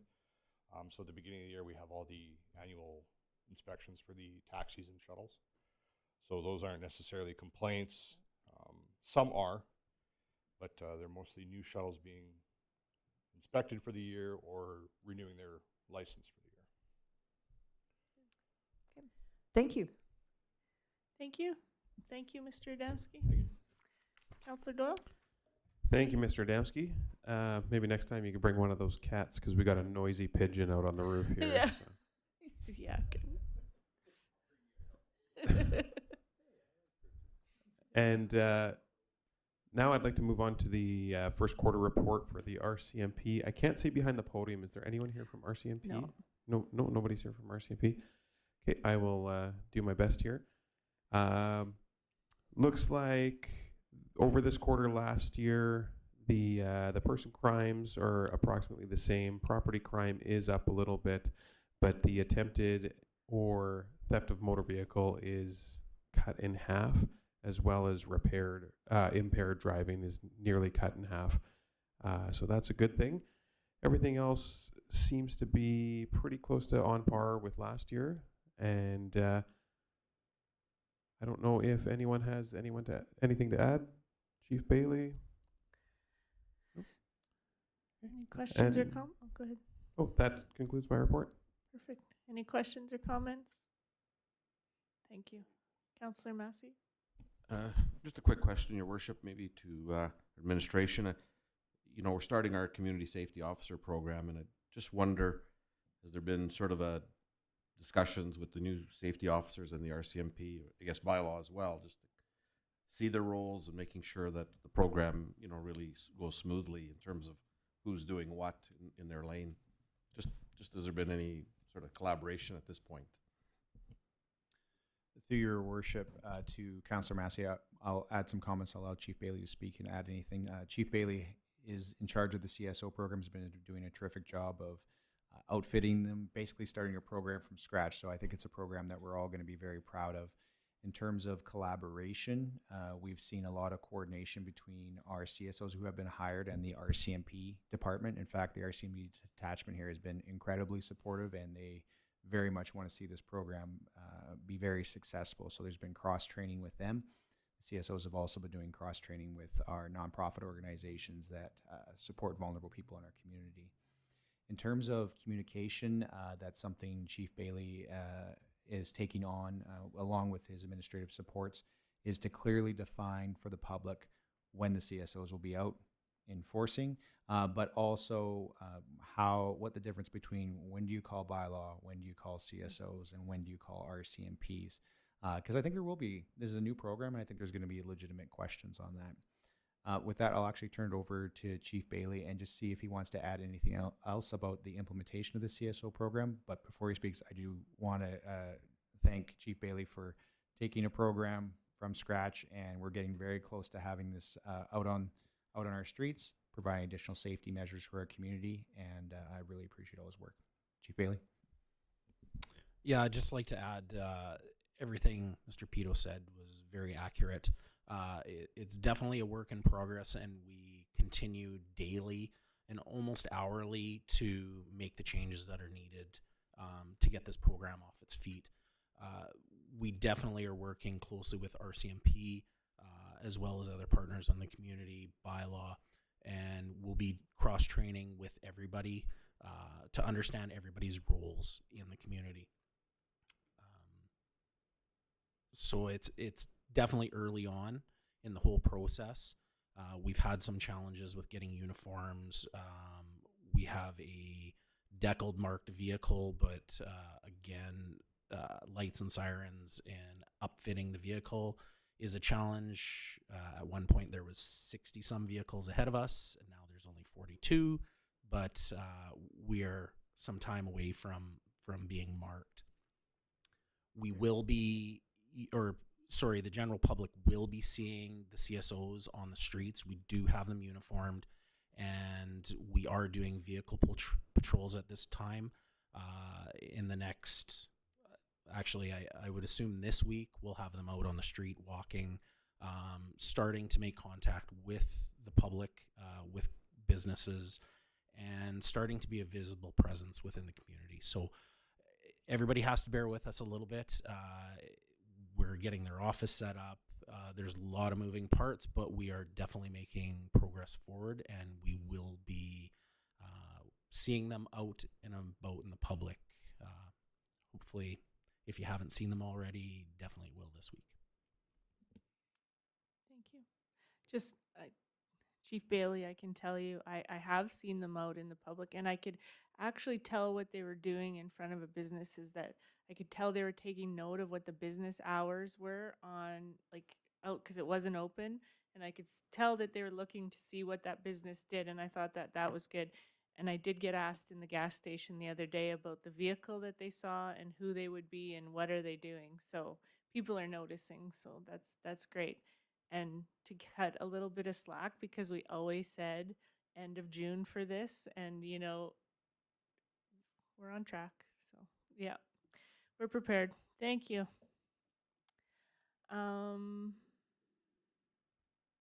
Councillor Doyle, is that it? I have nothing else to add. Thank you. Excellent. Okay. We have, I already closed my thing. I was ready to, we have no old business, so we'll adjourn council at 7:40 p.m.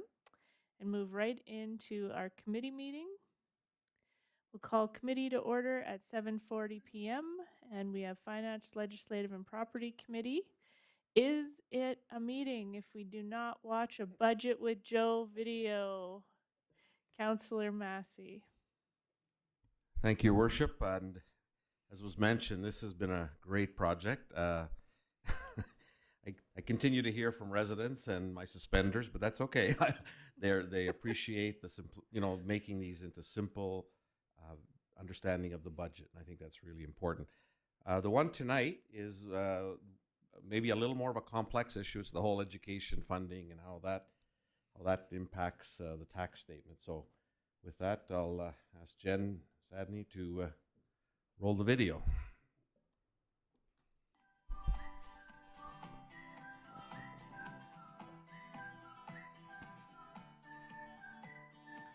In December of 2023, the province of Manitoba announced changes to the school tax rebates received by property owners in our province. Beginning in 2024, they will be discontinuing the issuance of checks and will instead be applying the rebate directly to your property tax bills. The impact of this will be as follows. For a residential property with an assessed value of $250,000, House A, primary residence of the owner that qualifies for the education property tax credit of $350. The portioned assessment will be $112,500. The gross property taxes will be $3,754.35, less the EPTCA of $350, less the school tax rebate of $696.21, for a net property taxes of $2,708.14. For customers enrolled in the tax installment payment plan, you will notice a significant decrease in your monthly payment amount beginning in July. Tip payments for the first half of the year are based on the prior year's property taxes. The second half of the year is based on the current year's property taxes, less payments made to date. Using House A as an example to show the impacts of tip payments. From January to June, your tip payment will be $276.11. From July to December, your tip payment will be $175.25. As a reminder, because of the way tip is calculated, these customers should expect an increase in their monthly tip payments beginning in January of 2025.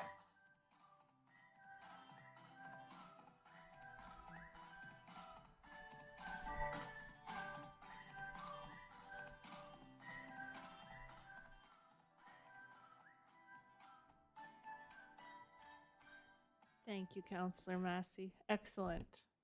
Thank you, Your Worship. We'll make sure it gets out to the public. Awesome.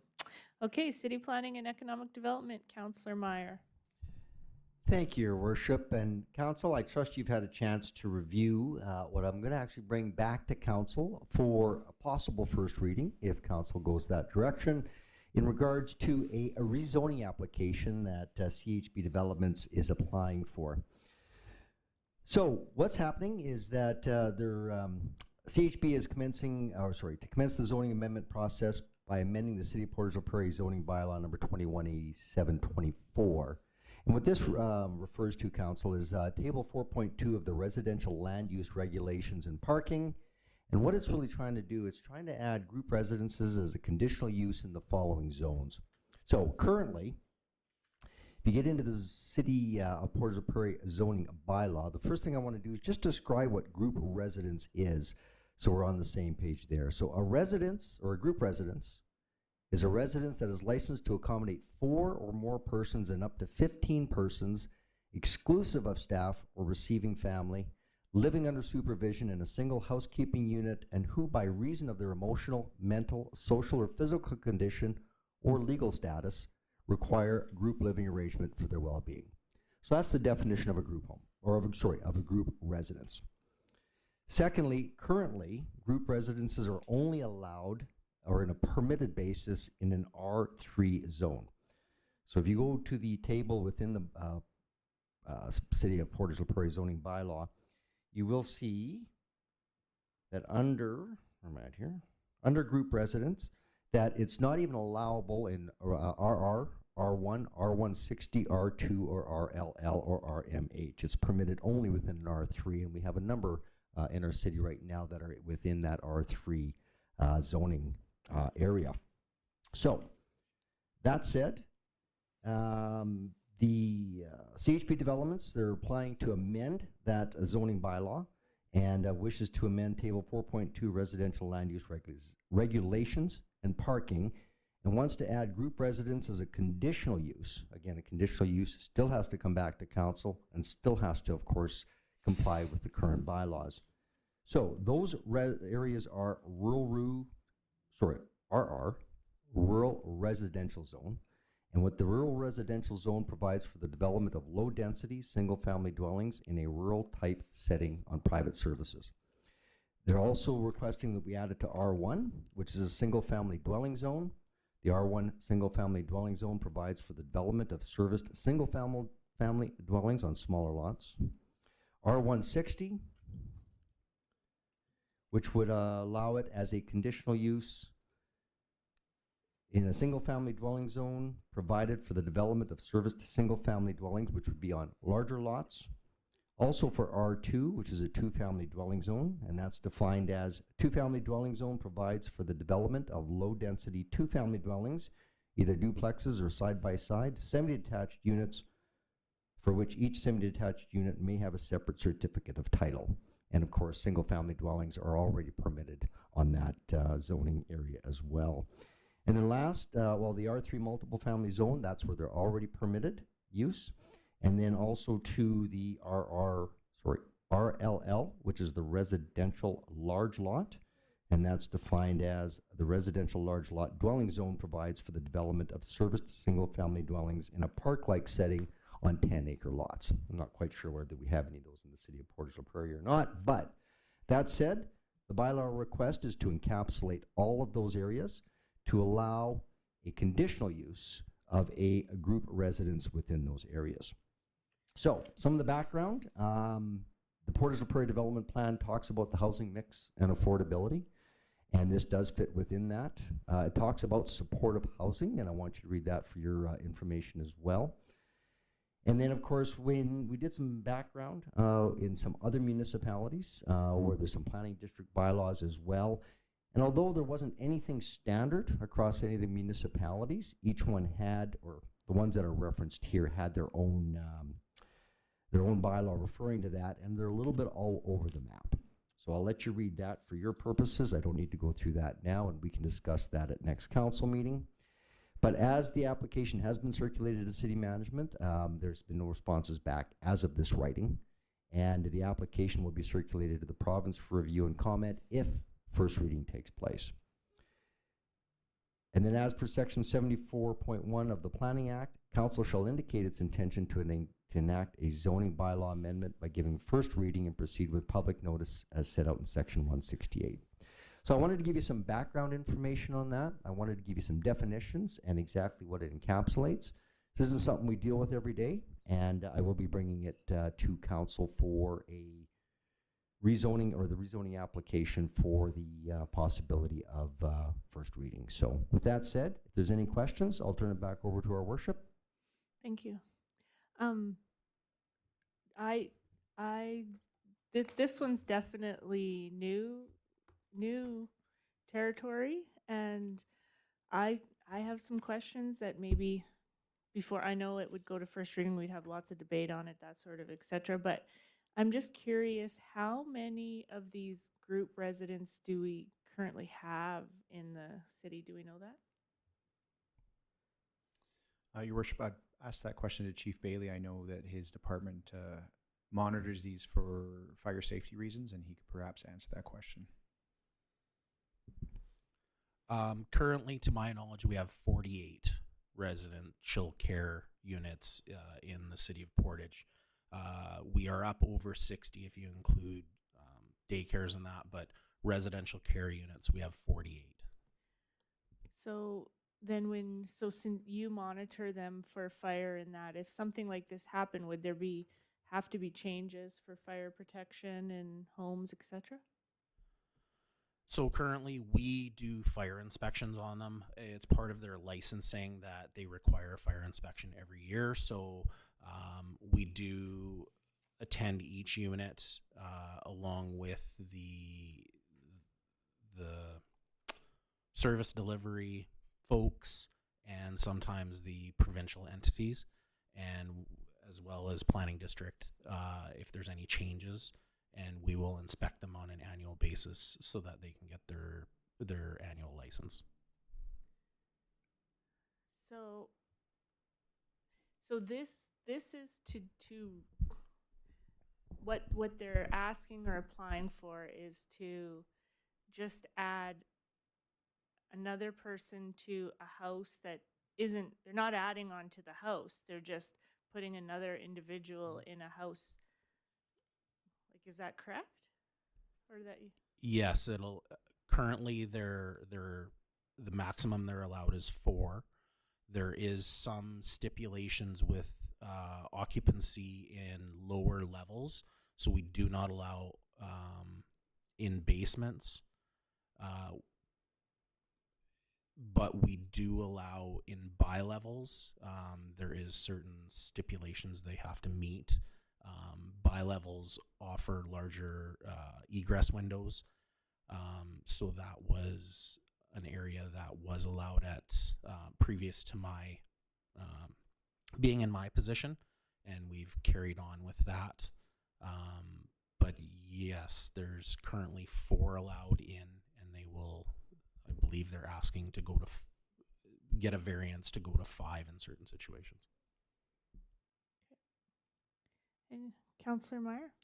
Thank you, Your Worship, and thank you, Mr. Bailey, and of course through our worship to obviously to our city manager and maybe back to Mr. Bailey. And I can understand this correctly, and it's also maybe to the planning district, but my understanding is that a group residence is defined as a residence that is licensed to accommodate 4 or more persons and up to 15. That's already the definition. Is there any reason why there wouldn't be anything outside of that definition? And if something is let's say it's a group home, but it's only got 3 residents, it doesn't fall underneath that and doesn't have to be in an R3 zoned space. So an R3 opens up a different parameter. I guess right now what you're asking is the bylaw they're applying for is to add a condition to the other residencies. At this point, there's no variance being applied for. There's nothing else being applied for. Once you go over 4 persons or more, then you don't. There is nothing in the bylaw to apply for it, which puts it at a group residency, so they don't have an option to apply. The ask for on behalf of the person who's applied, they've asked because in order for in their circumstance to apply for something over 4, they would need to do a conditional use. They would need to come in, reapply under that conditional use if there was a bylaw in place to have it looked at by council. Right now, there isn't anything in there for any group home to be qualified as to apply in this circumstance or other circumstances. So it's the initiative of a citizen taking the steps they feel they need to take for other individuals or facilities or industries to apply for these things in the future. Just, I think what's happening is we're seeing more integration into the community for disabilities and for transition into the community. So they're looking at, in the future, how would companies or facilities or care providers ever apply for this if there's nothing under the bylaw?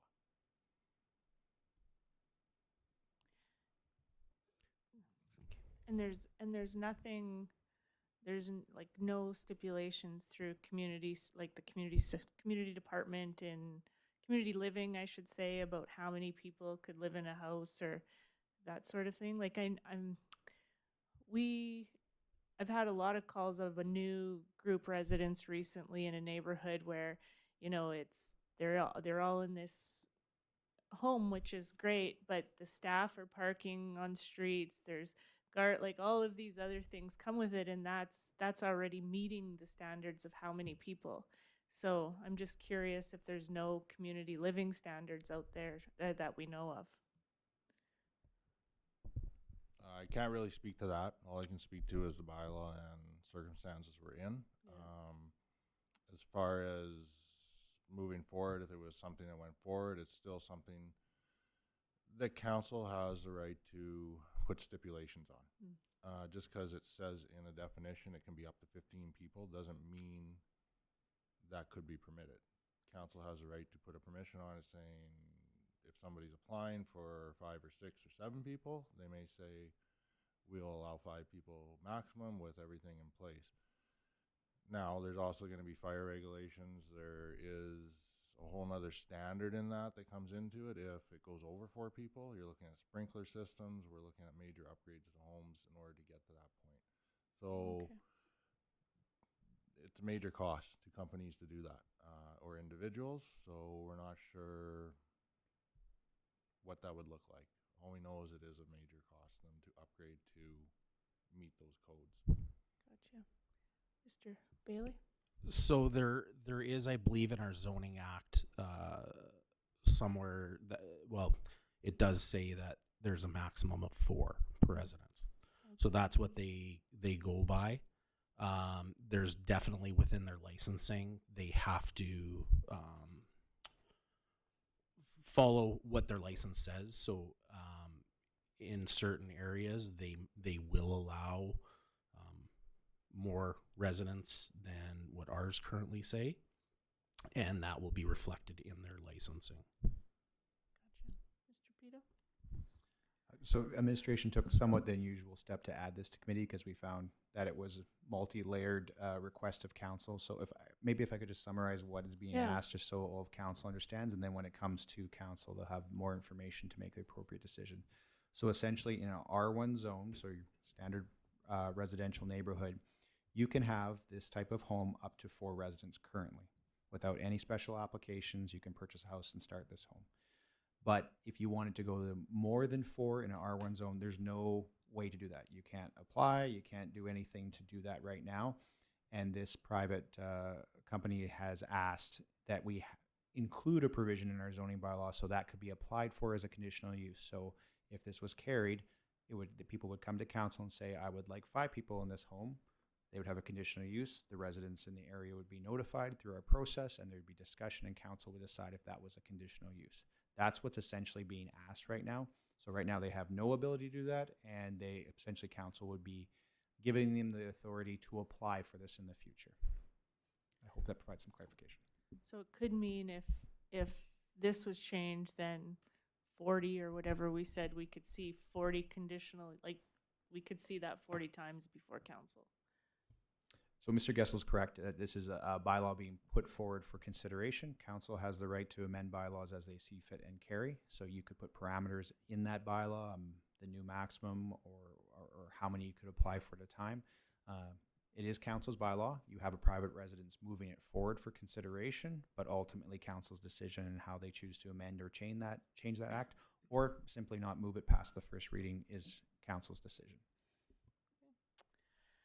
Councillor Meyer. Sorry, thank you, Worship. And once again, not to belabor it, because I know we'll be bringing it up next council meeting, but I apologize, I'm still having a disconnect. So, when I read the residential land use regulations and parking, it talks about group residence permitted only in an R3. I get that. talks about the one parking spot per resident. I get that. But then if I go to the definition, unless there's a piece of the puzzle that I'm missing, the group residence already defines it as licensed to accommodate 4 or more persons and up to 15. So I'm not sure where am I missing a piece of the puzzle? Somewhere you had mentioned that there's somewhere where it was up to 4, they can already do that in an R3? Through your worship to Councillor Meyer, Sorry. that is correct. So you're looking at R3, and that's correct, that 4 to 15. However, you can, without any special permitting, some with consideration of safety, security issues through the fire department, purchase a normal home in an R1 zone, make sure it's to appropriate fire safety measures, and have 4 residents in a group home in an R1 zone currently. You can. You can. And that's in our bylaw? Sorry.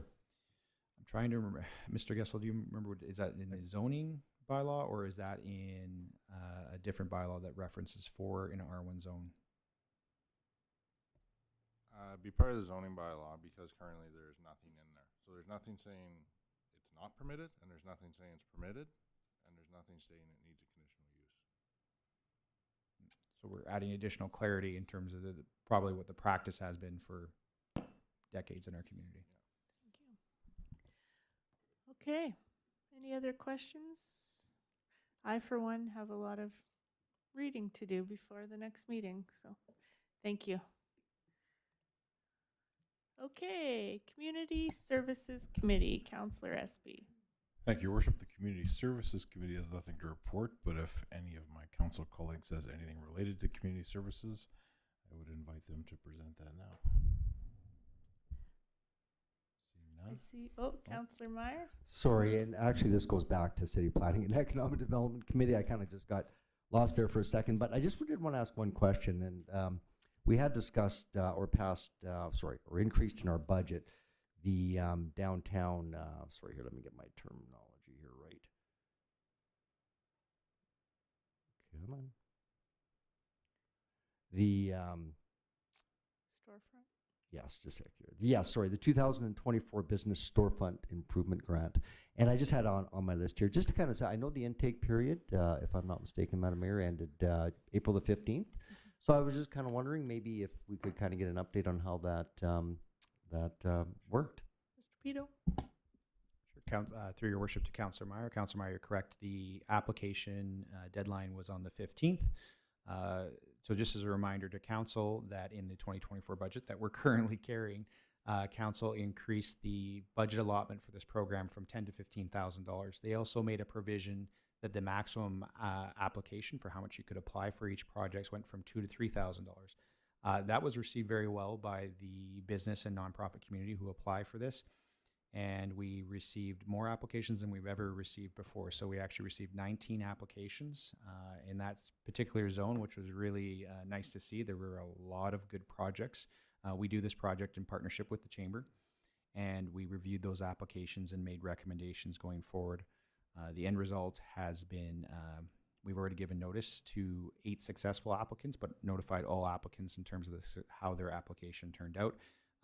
We'll provide more information on how those projects, who they are, and how those projects go forward in the future. But just something to note, for every dollar that the city invested into this program, we're leveraging nearly 3 in terms of storefront improvement in our downtown area. So I think it's been a pretty successful start, and I'm really excited to see the results of those investments. Excellent. Thank you. No community services? Okay. Waterworks Committee, Councillor Nichols. Thank you, Your Worship. Waterworks Committee has nothing for this portion of the meeting, although I would, if our Director of Waterworks is actually Carly Friesen, if she's listening over in Greece, if she has any questions, she can text them or email them to me, and that'll be it for Waterworks. Thank you. Great. So we're going to move into Transportation Committee, and I'm going to say that tonight was a social experiment to show how our business and citizens have been waiting for how long the Saskatchewan Avenue project's been, so that we're going to let our people present tonight. Councillor Porter. Thank you, Your Worship. I'd like to, at this time, to call up Dylan Morant from Stantec to give a presentation on the progress of Saskatchewan Avenue construction update. Dylan, if you can speak loudly into the mic, and thank you for waiting through our meeting. Okay, thank you. Thank you, Mayor, members of council, Jocelyn. Yeah, my name is Dylan Morant. I'm with Stantec Consulting, and I brought my colleague along here, Brent Kellett. We're overseeing a lot of the roadway construction. I'm a project manager, and Brent is the contract administrator. So he knows the ins and outs, and I get to see a lot of the big picture. So, what can I say about the Saskatchewan Avenue project? This one is one of the most ambitious and much needed projects that I've seen in Manitoba. It's one of my largest that I've been able to work on, and it's one of the largest out in Manitoba still. Not all cities agree to have their main street blown up for 3 years, but you guys did. So, congratulations. You guys had some vision there.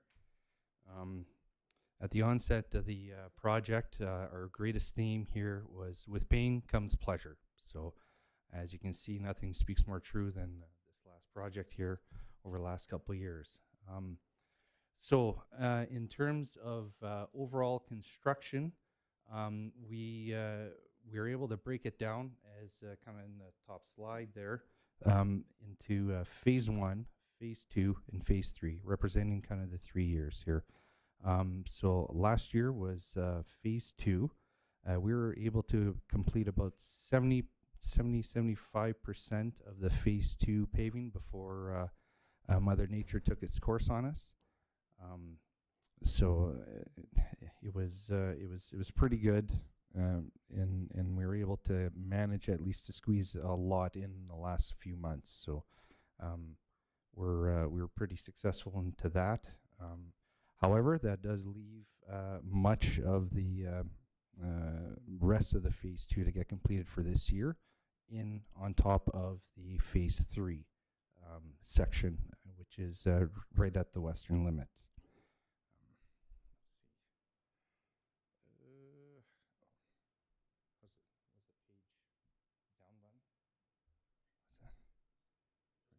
Yeah, okay. All right, yeah. So phase 2 really concentrates on taking off where number 1 left off. So our primary construction was between 7th and 20th streets into the west. We were able to complete the westbound lanes, and unfortunately between 18th and 13th, we had to go down to a single lane of traffic due to the significant grade difference, one of our greatest challenges on the design. So that left us with a single bound traffic east, essentially over the winter. Not ideal, but thank you for bearing with us on that. There we go. Okay, our main objection now is to kind of complete where we left off into our phase 2 work. So to complete roughly from 13th Street, 13th, and complete it right up to the limit of 20th. That section of the roadway is the urban and major streetscaping upgrades that you guys can now see coming up and through town. And we'll be taking off onto kind of the rural section limit where we still have kind of urban and rural drainage ditches and whatnot with the inclusion of paths coming through. This one is essentially just a good bulletin notice for people that are affected, businesses that get affected, parking, disruptions, garbage recycling. So luckily for myself, I've got Brent, who handles a lot of the complaints that Jocelyn passes down to us. So that's kind of, this is the major kind of onset here for the streetscaping that we're going to follow up and kind of continue with what we're seeing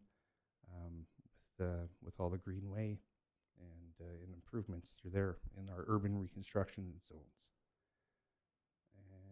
And that is kind of the typical cross section that we envisioned at the outset of the project, incorporating sidewalk, boulevard separation, a good active transportation path, and of course parallel parking with some zones and median left turn openings and boulevards. This is the final stretch, primarily the one we were supposed to be in for just this year, but we've got some extra little bonus work to capture.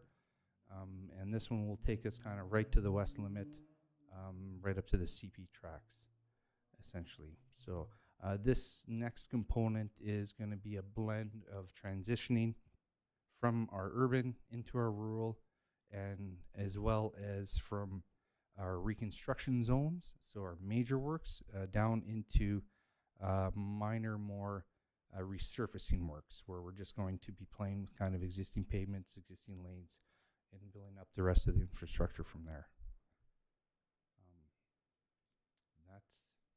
That's about it. Perfect. We have time for questions here. I have a couple of questions. I know we'll be showing this report to there's lots of people interested in it. I just noticed that I can't read the boxes with the small writing, like when it comes up. Okay. If you could send us a different version of that, I'd appreciate it. So question is, we've been saying it, so will this project be done before the end of this year? Brent said yes, and he wrote it down. We've got another three months and some change left on the contract to perform, but for the remaining works, I foresee it being completed for sure for this year, our third and final year. Excellent.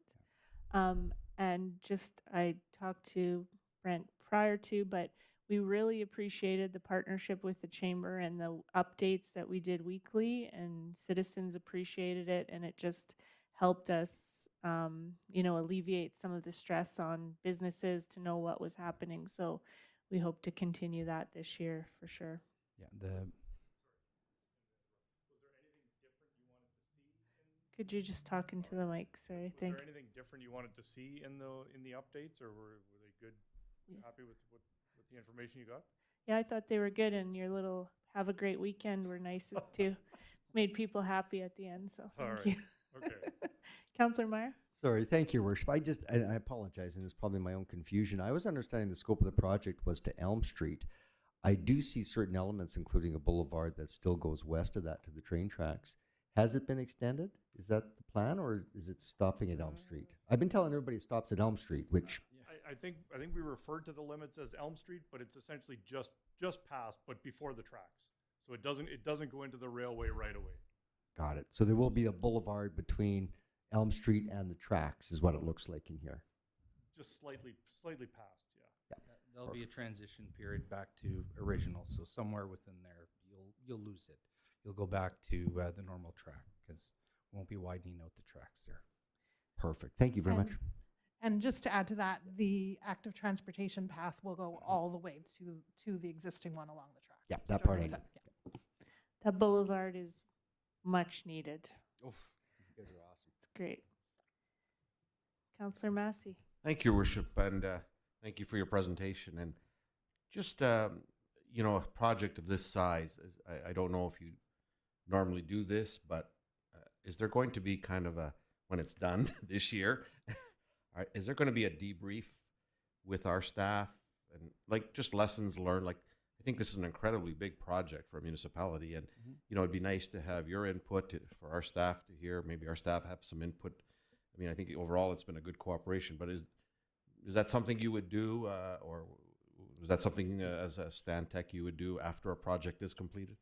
Yes, yeah, as kind of a part of the warranty period, we'll continue to monitor and look for items that might need slight improvements after that. But yeah, that's definitely something we could do. Another presentation with Public Works or whatnot. Yeah. You triggered because you said the word warranty. Have you found anything that sort of failed over the winter since that was done last year? Not currently. Yep. No. But yeah, there's always items, improvements, such. Yeah. Good. Thank you. Any other questions? Oh, Mr. Pito? If I could just make a comment and thank Jocelyn Lequi-Jobin and her team for managing this project. I think Jocelyn started as our director of operations, and then we gave her the single-handedly largest infrastructure project we've ever taken on, and said, good luck. And thank you for her work with Stantec. I think the project's gone along very well. You're right, it is ambitious, and blowing up your main street is a good way to state. But we've been working really closely with our business owners and everybody impacted, and trying to just hear the concerns, work around them as much as possible. And I know we'll continue to do that as we finish out the project, but I think we'll all be thankful that it's done, and I think we'll all be really impressed with the final product. So thanks to our partners at Stantec, and of course, I wanted to thank Ms. Lequi-Jobin on her terrific work throughout this project. And answering all of the complaints. Because we send them to her, then she sends them to you. So. I see them. I see them. Thank you very much. Councillor Porter? Yes, and I just would like to thank you very much for coming out and doing that little report for us. And you don't know how important it is that we are at this point in our life right now that we can turn around and say, wow, we're almost done. So, yeah, hopefully weather permits and cooperates with us. We can finish it off this year. So I just want to thank you very much. And I want to thank everybody here, like Jocelyn and all the department heads here, and our Nathan, our city manager, who is very patient, and our community and our business owners. And yeah, so this is a project that is only going to happen once in my lifetime. So, yep. Thank you. Thank you. Anything else, Councillor Porter, for your... Yes, nothing on Saskatchewan Avenue, but I do have two questions of administration. And one is with regards to, and thank you very much. One is to do with the Crescent Road right now. There is some kind of construction going on right now, and I was wondering if you were able to let us know or tell us what's occurring, and approximately when will the Crescent Road be reopened? Mr. Pito? Through your worship to Councillor Porter, I'll pass that on to Ms. Lequi-Jobin. So currently we are doing some underground work in preparation for the reconstruction of the road section between Tupper and 4th.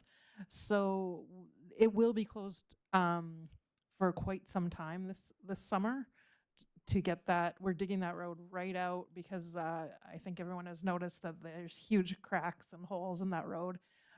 So rather than, repaving it every few years, we're biting the bullet and just doing a full reconstruction there. So it will be, I can't give exact times as of yet, but because the pavement tender it's just out for tender right now. So that will be part 2. So it will once the underground is done, it'll open back up for a while until the paving starts, but we haven't got the dates nailed down on the yet. Okay, that's great, and thank you very much for that. Just wondering, is there going to be some kind of press release to the public, so not just like me over the microphone, and to let everybody know kind of what a timeline is or what's exactly happening with the Crescent Road and alternate routes? Yeah, and through your worship to Councillor Porter, so as soon as we've completed that utility work, there'll be always road closure notifications. That's part of our standard process, and we're working with our media partners to make sure that gets out. The one thing I did want to mention is we delayed repairing that road for some time because of the major work on Saskatchewan Avenue. Crescent Road has become the de facto east-west corridor. So we'll make sure to, as soon as we get more detailed information about how long that potential closure could happen and when we anticipate having it repaved and open. But Ms. Lequi-Jobin is correct that with the utility upgrades and then rebuilding the road, digging it down and doing it right, will take some time, and as we get more information, we'll update council and the community through our media partners. Okay, Thank you very much for that. That explains a lot. And my second question is about the bike lanes. There's some photos that are shared showing older hydro posts in the middle of the pass, and I'm assuming those are kind of like the new bike pass and the walking pass. I've only seen one for sure, but I am wondering if administration can explain why they are still there and when they will be, or if they'll be removed. So because of the overlap with a few different things going on, the lighting all gets replaced by Manitoba Hydro, and we only have so much control about when that happens. We didn't want to have no lights in those areas, so we did not take those poles out, but those poles will be moving. The other one is the signals. There is one where the current signal is for the intersection.